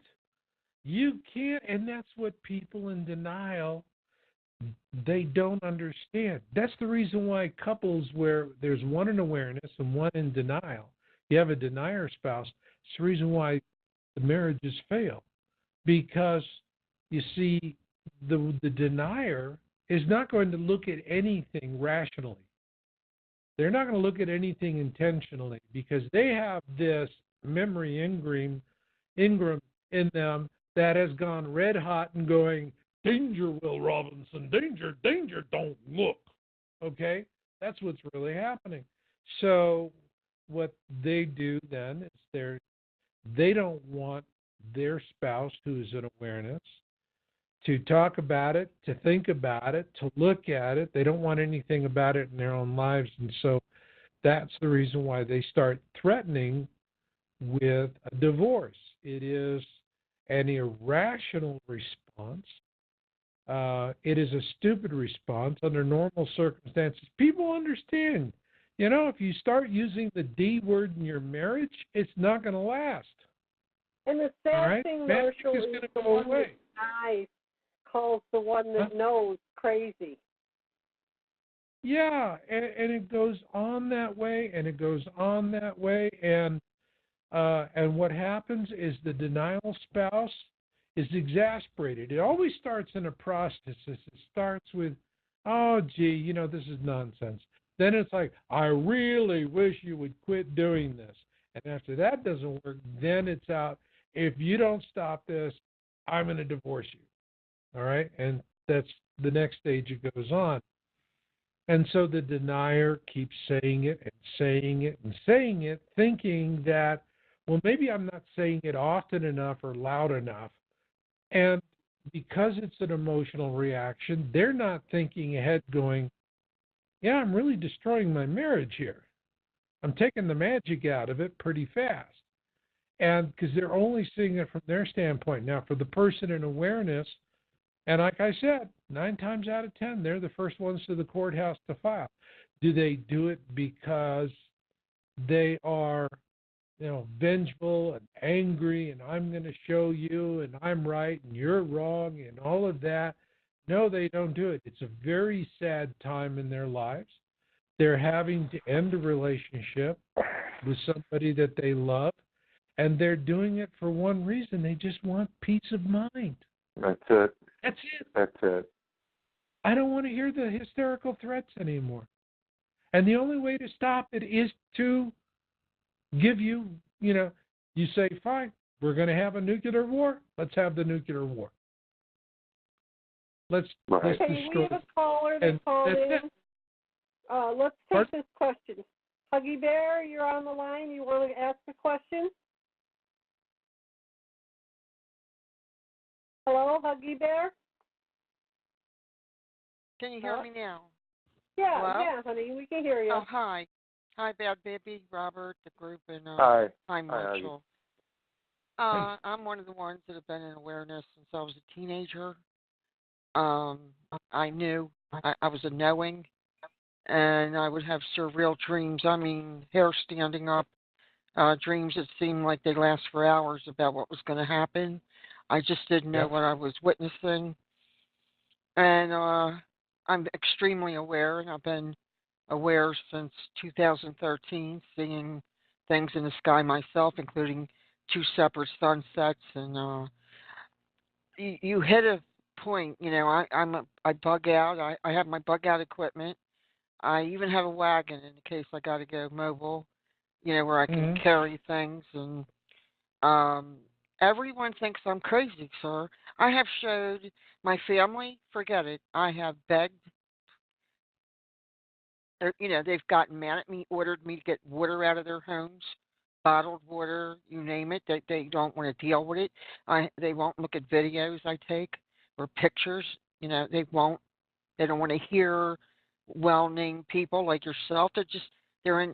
I don't understand this. Can you help me? Because I'll point for years. I've been pointing at the huge, chemtrails, the X marks, the undeniable streaks. I've went to strangers from Florida beaches on all the way up to Maryland and back. People are in denial. 9 out of 10. But and my family, it really hurts. They don't want. I have tried to explain to them in different ways. I don't know what to do. There's nothing you can do. I have come to the conclusion that the most powerful force in human history is denial. It's Kobayashi Maru. It's a no-win scenario. And here's the thing that you have to keep in mind is if they're in denial, they don't want to be in awareness, they don't want to see it, they don't want to realize and wake up to what's happening in the world around them. And there's enough that's happening. I mean, take Planet X out of the Matrix. The rest of it's bad enough as it is. We're in an extinction event. This is documented. All right? But, I mean, how are you going to convince them to even look at that when we have a president that says it doesn't exist? Exactly. And I did a little bit of research to figure out recently why the majority of the people don't know. And I mean, the skies are horrendous looking. There's no getting around it. I looked up, I can look out at the skies at 3, 4 in the afternoon to the southwest, and it's undeniable, And I have been on the road and seen. I feel like I'm the only person driving down the road that knows all this. It's mind-boggling to know, and to know that you're the only one in the area. And I used to try to wake people up, and I stopped. It was just. It was senseless. You can't wake anybody up unless they want to be woken. They have to awaken themselves. Marshall will tell you that. The bottom line, the reality of what we are all dealing with is that, as Marshall has always maintained and has always said, which I agree with him 100%, they are going to be looking to people like us, when this all comes down, they're not going to have any clue what has just happened. And it's going to take a person with fortitude and reality of what has taken place to put them at ease, to make them realize that, okay, this has just happened. Now, guess what? We got to get busy. As Marshall loves to say, we got to bust a move. That's the reality of it. I want to right now spend what little bit I have to. I don't know if I should get huge bags of rice. I'm trying to think of other people that are not aware and are going to need something. What would you suggest? Should I just put more, supplies and just don't think of crowds, or what would you do, Well, sir? all right, let's say you go and you get a bunch of rice and you get a bunch of water. Now you have to have fuel to make the rice, okay? And there's all the things, that the consequences that, come through it. So when you're just trying to create a survival program for yourself, now today it's so easy for us. Throw it in the trunk of the car and that's it. You solved your problem. But when the grid goes down, when EMPs from coronal mass ejection, solar storms are frying the electronics in cars, and the freeways are all turned into parking lots, all right? Hey, you're living in an island, and people who live on an island will tell you if you don't have it, it's because you didn't bring it there, all right? And I'm also concerned with how people are going to, they're going to be in a state of panic, and if you're the only one on that island that's reachable, that has stuff, you know what I mean, and they don't. Well, and these are the same issues I have been concerned about and I've been writing about for years. I'm a little frustrated because I'm really not able to get through to people who are in awareness that they have to have a different strategy. And they keep thinking like consumers. What do I need to buy? Think of what you just said. What do I have to buy You're right. to survive? Right. Okay? You're right. So when you're thinking like you're talking about 10 years. Are you going to stockpile 10 years of rice? No. Okay? Whatever you have as a stockpile is a small buffer. That's all it is. It'll buy you enough time to where you then can go out and find a better long-term solution for what you're doing. And what I'm trying to tell people who are in awareness is what you want to do is you want to get with people that you can organize with. If you're going to survive, it's not about getting beans, it's about getting people. That's why I say it's not about surviving the tribulation is not about holding on to things, it's about holding on to each other. And what you want to do is you want to go out and you want to situate yourself so you're part of a solution. During the tribulation, you got three choices. You can be part of the solution, you can be a part of the problem, or you can be a victim. Now, the people in denial, they've all decided, I'm solidly in the victim column. All right? These are the ones, I call them the hole knockers. Look at the story of Noah and the flood. They're the ones banging on the ark going, hey, okay, so I called you a bunch of names because I thought you were stupid and corny, but open the door, we're drowning like rats, let us in. All right? Now, let me ask you, in the Bible it says, Noah didn't open the door to the ark because God said that's it. When you close it, it stays closed. It's a pretty simple allegorical explanation. So let's just assume that Noah just said, well, yeah, these people are a bunch of jerks, and I really feel bad for them. I'm going to just go ahead and open up and let them in. And what happens? Noah does that, and everybody swims up, gets into the ark, and they're singing his praises. Noah the wonderful, Noah the magnificent, Noah the savior of us all. And then here's the catch. Because those people have been in denial, and they don't want to talk about it, haven't wanted to talk about it, and they sure don't want to deal about it, once they're having to deal with it and they're completely unprepared, what are they saying? I don't know what the hell I'm doing, but I know one thing. I got to be the boss. They want to have control over their lives again. So what do? They elect an ad hoc council, which elects a new president of the ark. And then on the third day, they hold a trial and throw Noah and his family overboard because for any number of reasons. But mostly they just want them out of the way. And then on the fourth day, because they're a bunch of hysterical nutters, the ark catches fire, burns, and it sinks. Now, why was the ark made in the first place? Why did God make the ark in the first place? Have no idea. So our species would survive. That's right. Right. The whole purpose of the ark was for the restoration of terrestrial life on the planet following a cataclysm. And so the reason why God said, Noah, don't open the ark to these people, was not to punish them or to judge them. It was because they were not prepared for the mission.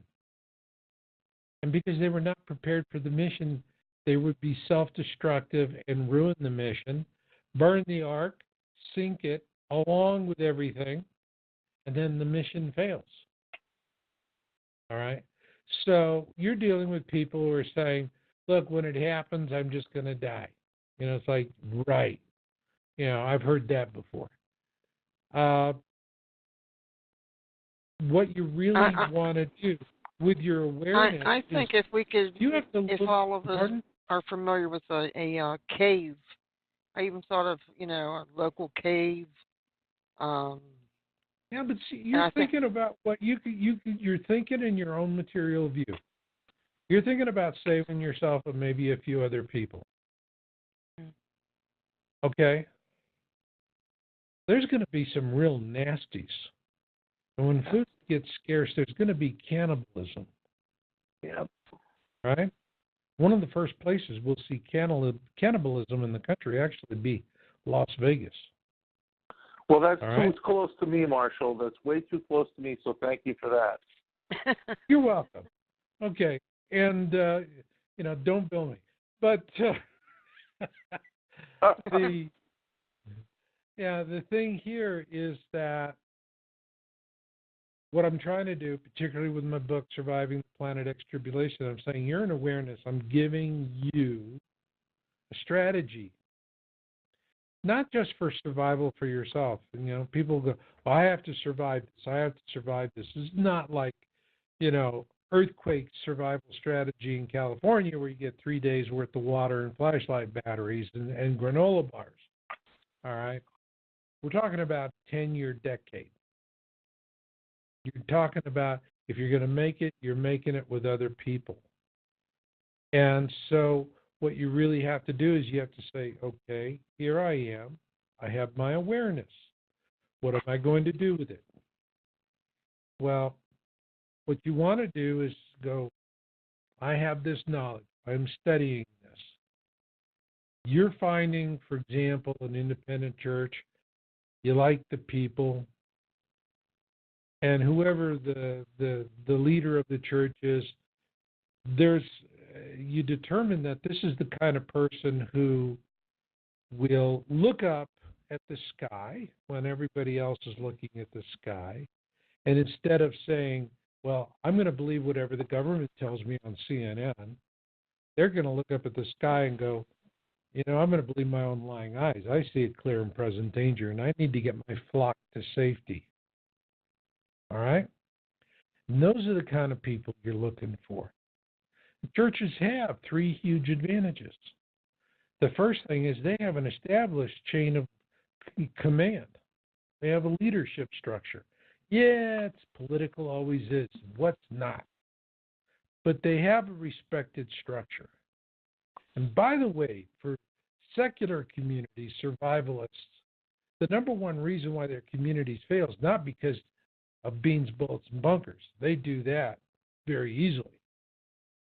It's once they've done that, and in the absence of a clear and present danger, it all goes political, and people are vying for power and control, and then the community splinters, and that's it.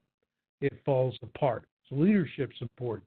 The second thing that is important is churches have disaster logistics history that serves them well. It can take a church 30 years to build a library, but if there's a natural disaster in 3 days, boom, they're out there with soup lines and helping people. Okay, so churches are very good at disaster logistics because they are not figuring out how to make a buck on it.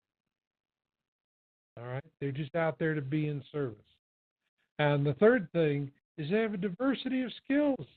You go to church, you pray with a bunch of people, they come from all walks of lives, and they're going to have hobbies and interests that are not going to be valuable on the job market, but are going to be pretty darn valuable for survival. Like an old grandma that's very good at growing medicinal herbs and making teas and poultices and tinctures. So, you're going to need in those other things. words, That's important. So you're looking for people to align with. Okay. But you got to bring something to the picnic other than a jar of ants. That's a lot of people I do. They go, this one gal, Lana, said she's been telling her friend finally said, you know what? I got a plan for this. When it happens, I'm going to show up at your doorstep. She said, what do I tell her? I said, just tell her not to do it. Because all she's going to do is she's going to bring a jar full of ants. They're going to show up. They're not going to have anything. They're going to be, well, it's not my fault that this is happening, and they didn't tell me, and all this stuff, blah, blah, blah, and oh, my God, and what are we going to do? Because they're going through all of this. I mean, think of how many years you've been thinking about this topic and dealing with it and getting your head around it. Well, for people that it's like you've had 3, 4, 5, 30 years of time to deal with this. They're dealing it in a matter of days or weeks. You're talking about panic compression to the maximum. And so they may blame you in the end of all this. Oh, yeah, they're going to blame you because they're sure as hell not going to blame themselves. Right. All right. They got to find a fall guy. They don't want to take responsibility for their own stupidity. You think they're going to walk up to you, all these people you've been saying, your family's going to walk up to you, and it's all happening, and they're going to go, by golly, you were right, and we were wrong, and we're going to sit patiently and listen to you for guidance so you can help us get through this. Yeah, and the pigs will fly that day. Yeah, pigs will fly. And not many of them either. I just had to be funny. No, you're absolutely right. Pigs will fly. You're absolutely right. So what I'm trying to tell people is I'm saying, look, you're an awareness. You're not even 1% of the population. Okay? You're a pimple on a fraction of a percentage. Right. All right? And, it's interesting. The universe is not, everybody that's in awareness are not living in the same place. Thank God for that. If everybody in awareness lived in Poughkeepsie, all they got to do is nuke Poughkeepsie, and that's the end of awareness. Right. Okay. It is very strange to walk around and feel that I'm the only one, and it's Yeah. I feel like an alien, like a land. Huggy Bear, I gotta tell you this: you're not. There is, like Marshall just said, he's absolutely right. Less than 0.01%. That means that there's 7.2 billion people on the planet. That means there's probably 7.2 million people on the planet who are actually aware and know what the hell's going on. Yeah. Again, it comes down to us. There's no blame to be put on anyone or anything. Basically, what it comes down to is these people are going to be completely lost. They're going to be, the deer in the headlights look. That's what you're going to get. And it's up to us to say, not I told you so, not I warned you, not, here's a reality being slapping them in the face. It's, okay, let's get a plan together because we need to now rebuild. We need to now change our society. And this is one of the best things, Marshall. I love you every time you say this. And you're my hero for saying this because I'm such a Star Trek nut. I always have been. Marshall always says, and this is my favorite quote that he always says, are we going to, go back to the Stone Age, or are we going to live a Star Trek future? Well, hell, I already know from that statement, I know where I want to be, the Star Trek future. This is the biggest opportunity for all of us to change the way that we behave towards each other and the manipulation that everyone uses on this planet to manipulate everybody else to get what they want, meaning more for them and less for you, but more the idea of that we are all equal, we are on the same plane, and now it's time to grow up, behave like adults, and go to that future. Forget about the bombs, bullets, beans, and bunkers, and anything else I can even that I can't think of. But the reality is, and Marshall, I hope I'm not stealing your thunder here, brother, but I'm just simply saying I love every time you say that because that's the reality I want to live in, man. That's my reality. That's what I'm all about. Yeah, you got to have, when people are going, oh, God, I got to survive. How many bags of rice do I need? How many gallons of water do I need? I mean, should I get a shotgun or should I get a pistol? I mean, right. And you're going through all these consumer decisions. And the fact is there's going to be people who do that, and they've got everything they need. And, they're going to inevitably, even with food sitting in the shelter, they're going to commit suicide. Because what you can't stockpile from Costco is hope for the future. And that's what's going to keep you going. That's what's going to keep you going. When you lay your head to sleep at night, and if you're saying, God, take me in my sleep because I don't want to do this no more. All right? Maybe God will listen to your prayer and you can cross over early. But if there's still something left for you to learn, no. You're going to be there and you're going to have to deal with it. But then again, how many times do you ask God, take me in my sleep without getting an answer that you want? And you just finally say, if you're not going to do it for me, I'll do it myself. And you stick a pistol in your mouth and you blow your brains out. Even though you have months of supplies sitting in your storage. Because you've lost hope. The whole thing is that it's hope. It's pulling people together. It's having the right thing. If you're going to survive, you're going to do it right. And you're going to use your awareness. What you have to understand is your greatest asset, is your countenance. All right? Imagine what happens. You have a leader of a faith-based organization. It's a good church. The leader is going, I don't care what they're saying on CNN. That's all propaganda to get people killed. I got to get my flock out of here. We got to pull together, and we got to get through this. All right. Well, that's the kind of person you're looking for, because that's the kind of person, if you're in awareness and you are truly, you've got a good handle on your awareness. You understand your value of being in awareness. You know, that's when you walk up and you could just say, I wrote the book. The whole strategy of the book was you have 2 copies, one for yourself and one for that person. You say, you need a plan? Here's the book. It's a honking big book.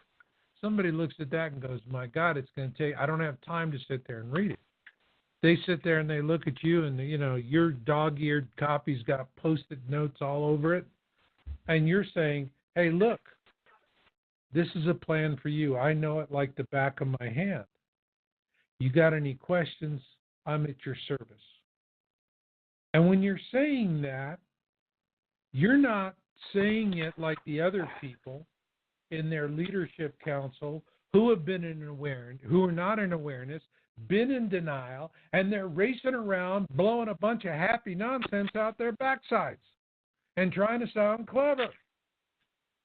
The leader is going, man, I'm not going to make a good decision with you folks running around. You're completely discombobulated, fear-based, and going crazy. But then here's this person in awareness has a calm face. Has a face that is somebody that understands, who has thought it through, who can see in what's going to come down through the future. And you are coming like the eye of a storm. You're in a hurricane.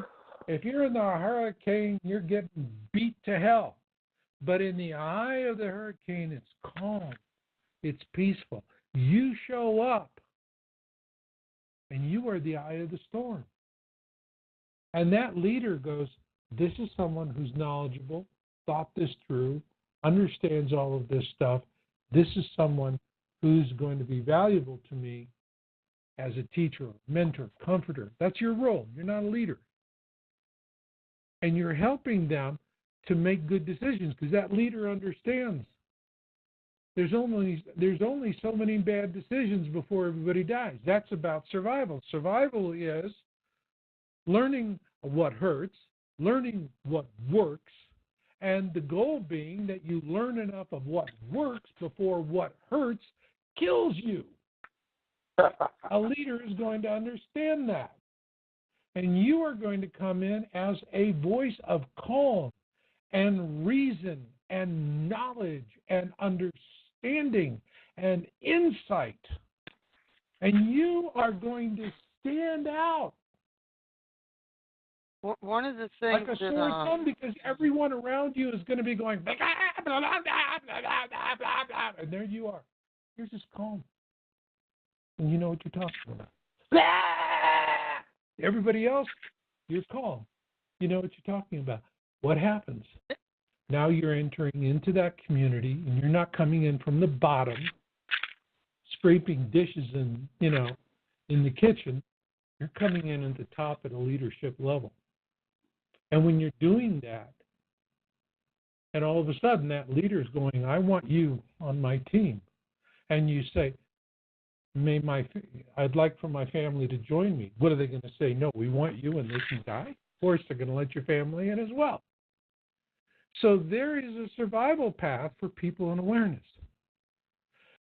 But, it's a lot easier to go buy crap. It's so much easier to go buy crap. Go buy a crappy radio, go buy a crappy bag of rice, go buy a crappy gun, than to just say, what have I really got to offer here? What am I bringing to the picnic? And how do I find the person who's going to appreciate that?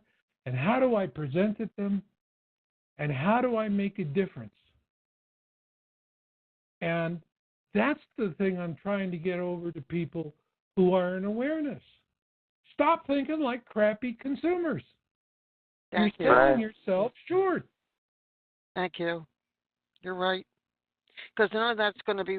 It's just a very short-term solution. And I mean, I sit around and I think, okay, when this runs out, then what? And so I go back to my Girl Scout days and think, what I think number one, our knowledge needs to be like, if we're lucky enough to have woods left, how do we start a fire to keep warm, to cook? What are we going to cook? And how are we going to do it without any tools, without anything? No electric. How you bear. That's where all the skill set comes in. That's right. where the leadership comes in. What Marshall's talking about. Leadership means skill sets, something that you've acquired through, listening and learning and acquiring that knowledge and then putting it to use. You can have all that skill set, but if you don't put it to use, you know what? It's about as useless as a $3 bill. And that's the reality of it. You've got to be able to show people. It's at that point when all this stuff comes down, the skill sets that you have, now it comes to the old Missouri show me state, right? Show me. Mm-hmm. Because once you can show somebody that you have the capability of doing something, well, hell, they are sure as hell going to listen to you because you've given them something that no one else was able to give them. And that's what it really comes down to. I think growing food again is going to be a big one. And that's one of the reasons why I have been doing nothing but studying holistic healing and how to treat people with high blood pressure without medicines and things like that. That's a valuable skill. Right. Yeah. So you're building a valuable skill set. My church site, knowledgemountain.org, I have a book, Survival Wellness Advocacy. And the ebook edition is free. People can download it and read it for free. I have the Two Suns in the Sky video, and it explains to you. Don't you think, Marshall, she needs to, instead of trying to go around and get everybody awake, is to concentrate on her own skill set? Yes. Yes. Yes. Everyone wants to go out and, you want to sound the alarm. It's human nature. God bless you. You're a compassionate human being. But this is really about once you take and you say, all right, what am I doing here? What am I really doing here? That's right.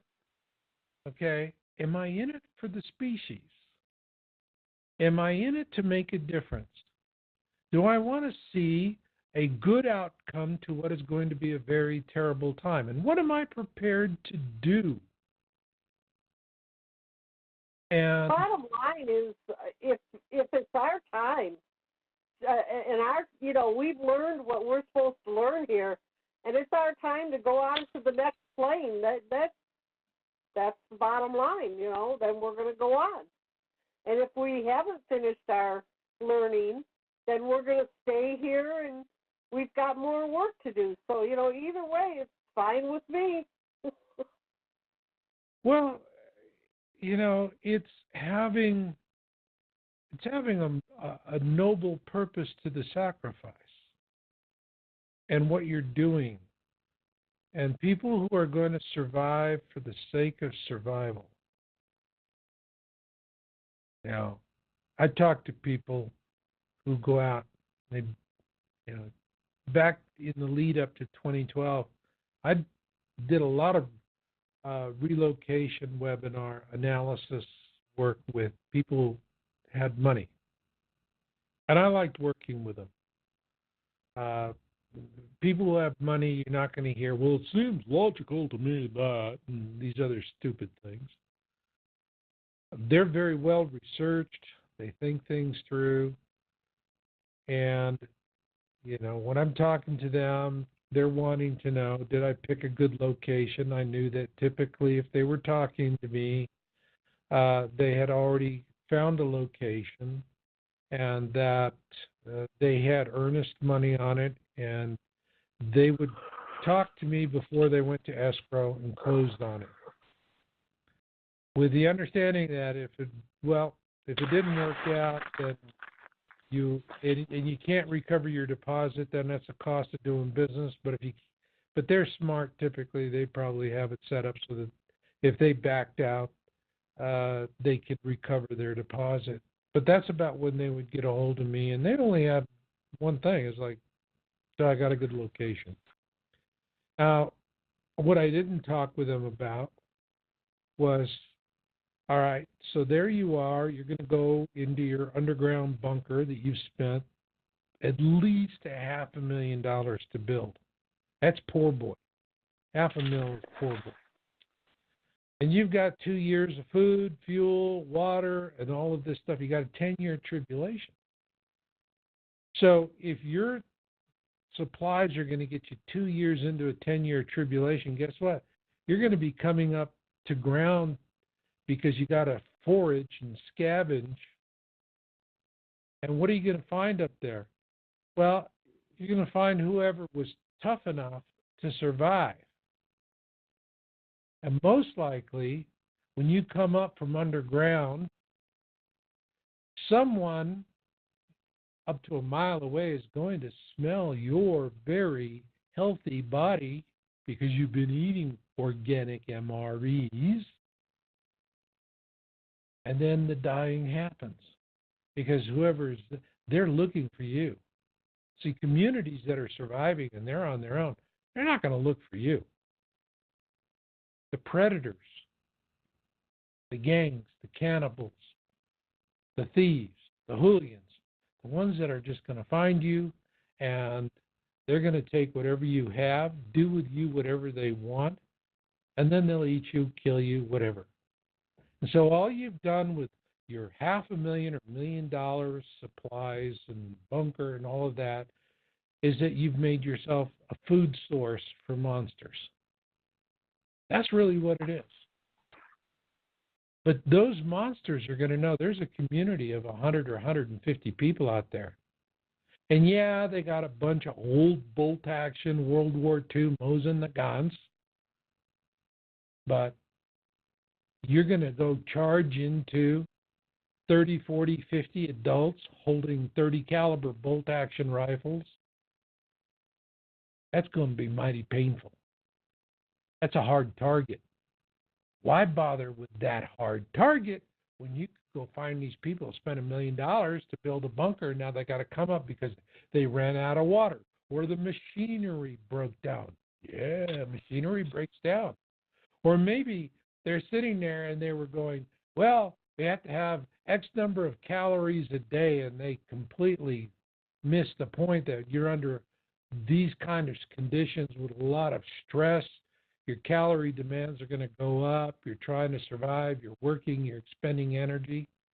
And then for the people that are in the bunkers thinking, boy, aren't we clever, they're going to spend 2 years eating their MREs, and every day they're going to be waiting for the sound of picks and shovels overhead. Okay? So all of this is short-sighted. You're going to survive this. You got to survive it with a viable community. Ideally, 150 to 200 people. And you need continuity of progeny. You need people of all ages. If you're going to get through the tribulation with a bunch of 50-year-olds and a bunch of 10-year-olds, you're not going to make it. And so these are the things that you have to do. These are the ones that are going to survive. The ones that are going to pull together and help each other and be in it for each other. And if I'm sitting there and I'm in a community and people are coming and they want to join and I'm sitting there, I can take one more person. And I have, to my left, I have someone with a PhD from Harvard in law and economics. And to my right, I have a man who had a corn farm in Mexico, and because of Monsanto, it failed, and now he's working illegally here in the States. and that's my choice on the right-hand side. In a New York second, I'm going to tell the guy with the PhD from Harvard, take it down the road. Don't need you. Because the PhD is going to know how to talk you out of whatever you have. But that poor peasant farmer understands. You got to work with people. You got to work together. You got to pull together, and that's how it works.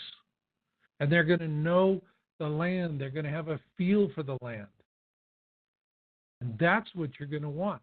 So it's this kind of common sense logic that you have to do. And if you are in an advisory role to the leader of a community, and they're sitting there and they're having to make these difficult decisions. And if they turn to you for advice and you go, well, whatever floats your boat, I'm 100% behind you. Rah, rah, I'm a member of the peanut gallery. Get the hell out of here. You're useless. But if you can sit down with them and help them to walk through the decision that they have to do and advise them without telling them the course of action that they need to do, they will arrive at that themselves. But by helping them that way, they're going to be comfortable with their own decision. They're going to go, okay, this is the best possible decision I could make. And so you're helping them.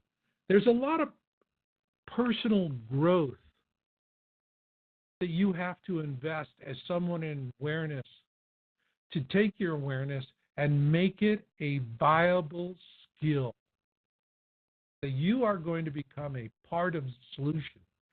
Any damn fool can stand in front of you with an empty pie pan and going, fill it with hot cooked beans, and baby, I'm going to show you the magic of disappearing beans. I guarantee. Yeah. Okay? Is this someone you really want to survive with? I don't think so. So even with people in awareness, you have people in denial and they don't want to look at the hard reality of things. But I look at people in awareness and I see the same problem.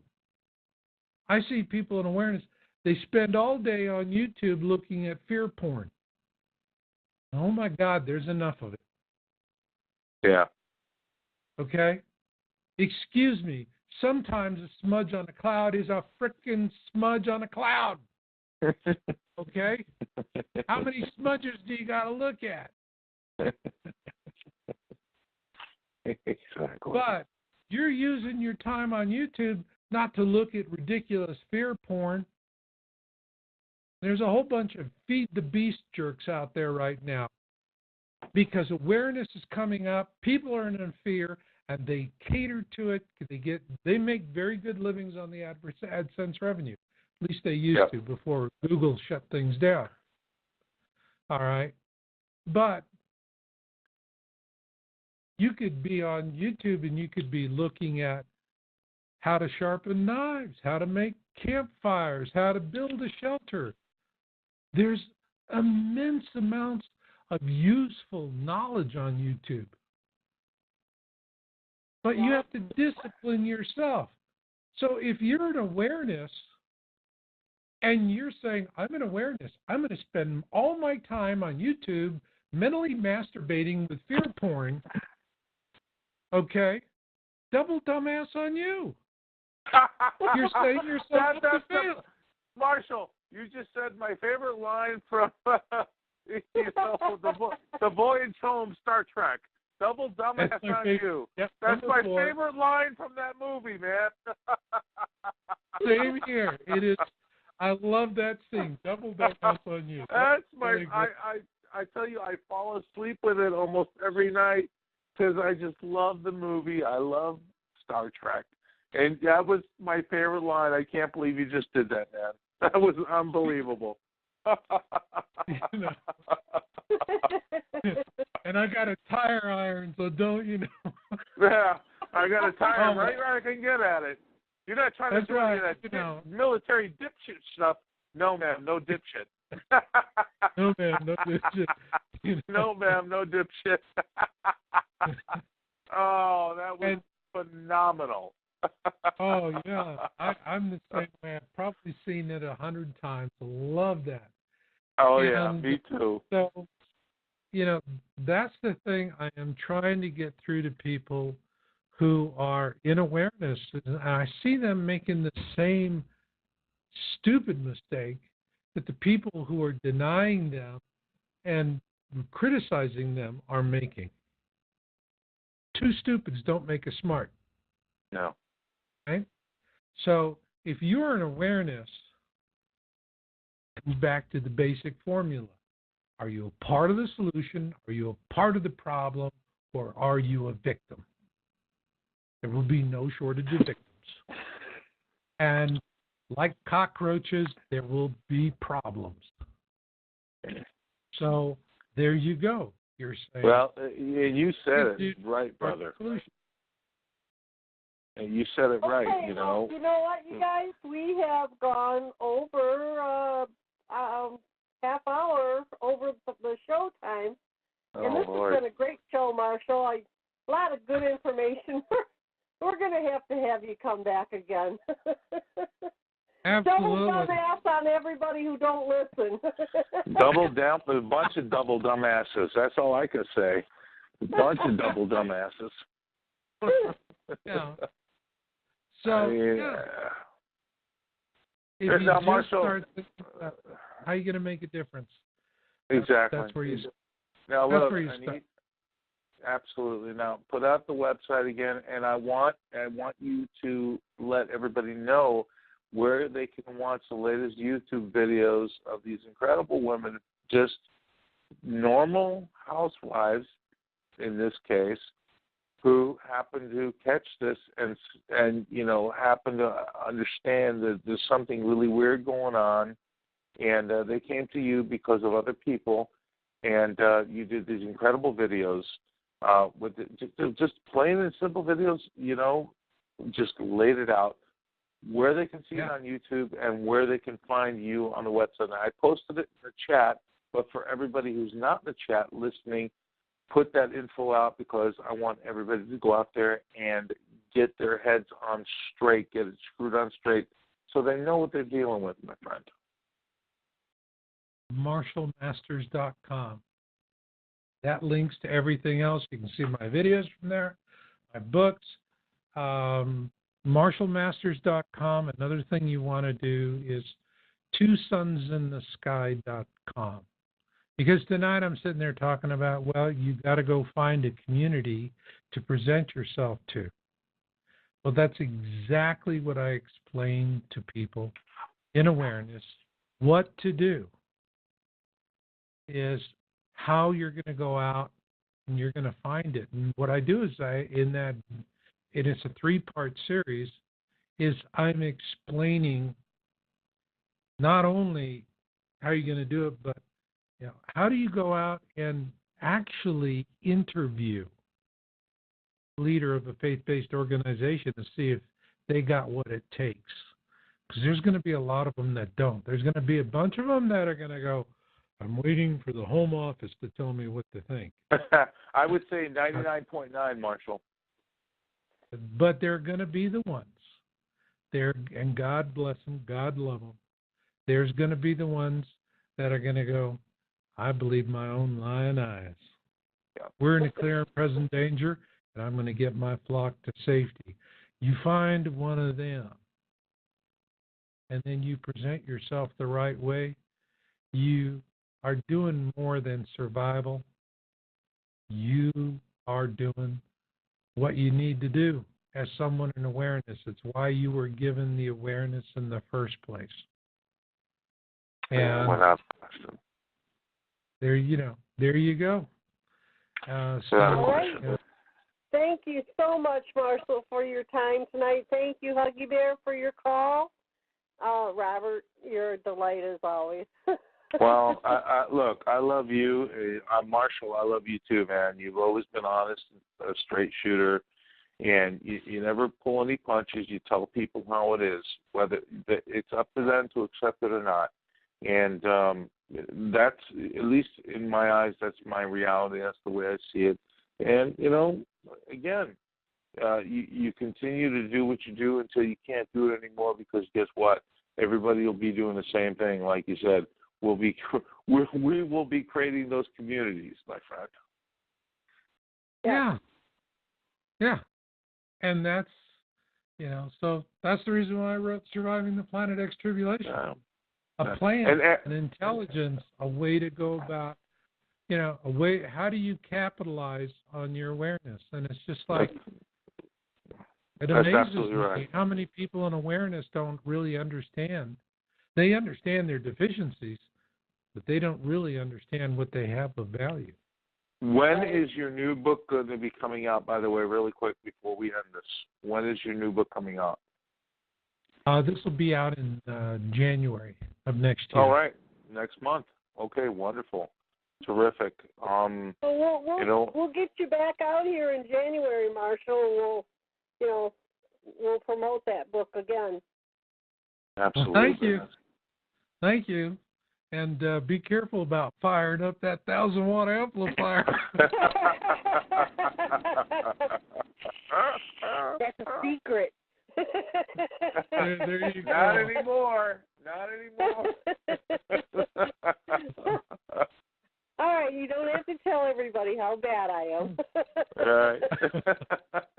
Like Michael Horn said, I'm the baddest of bad babies. You are the baddest of the bad babies, exactly. Okay, well, I love you guys all. I love all you guys, and we will have you back, Marshall. Another great show. Thank you for your time.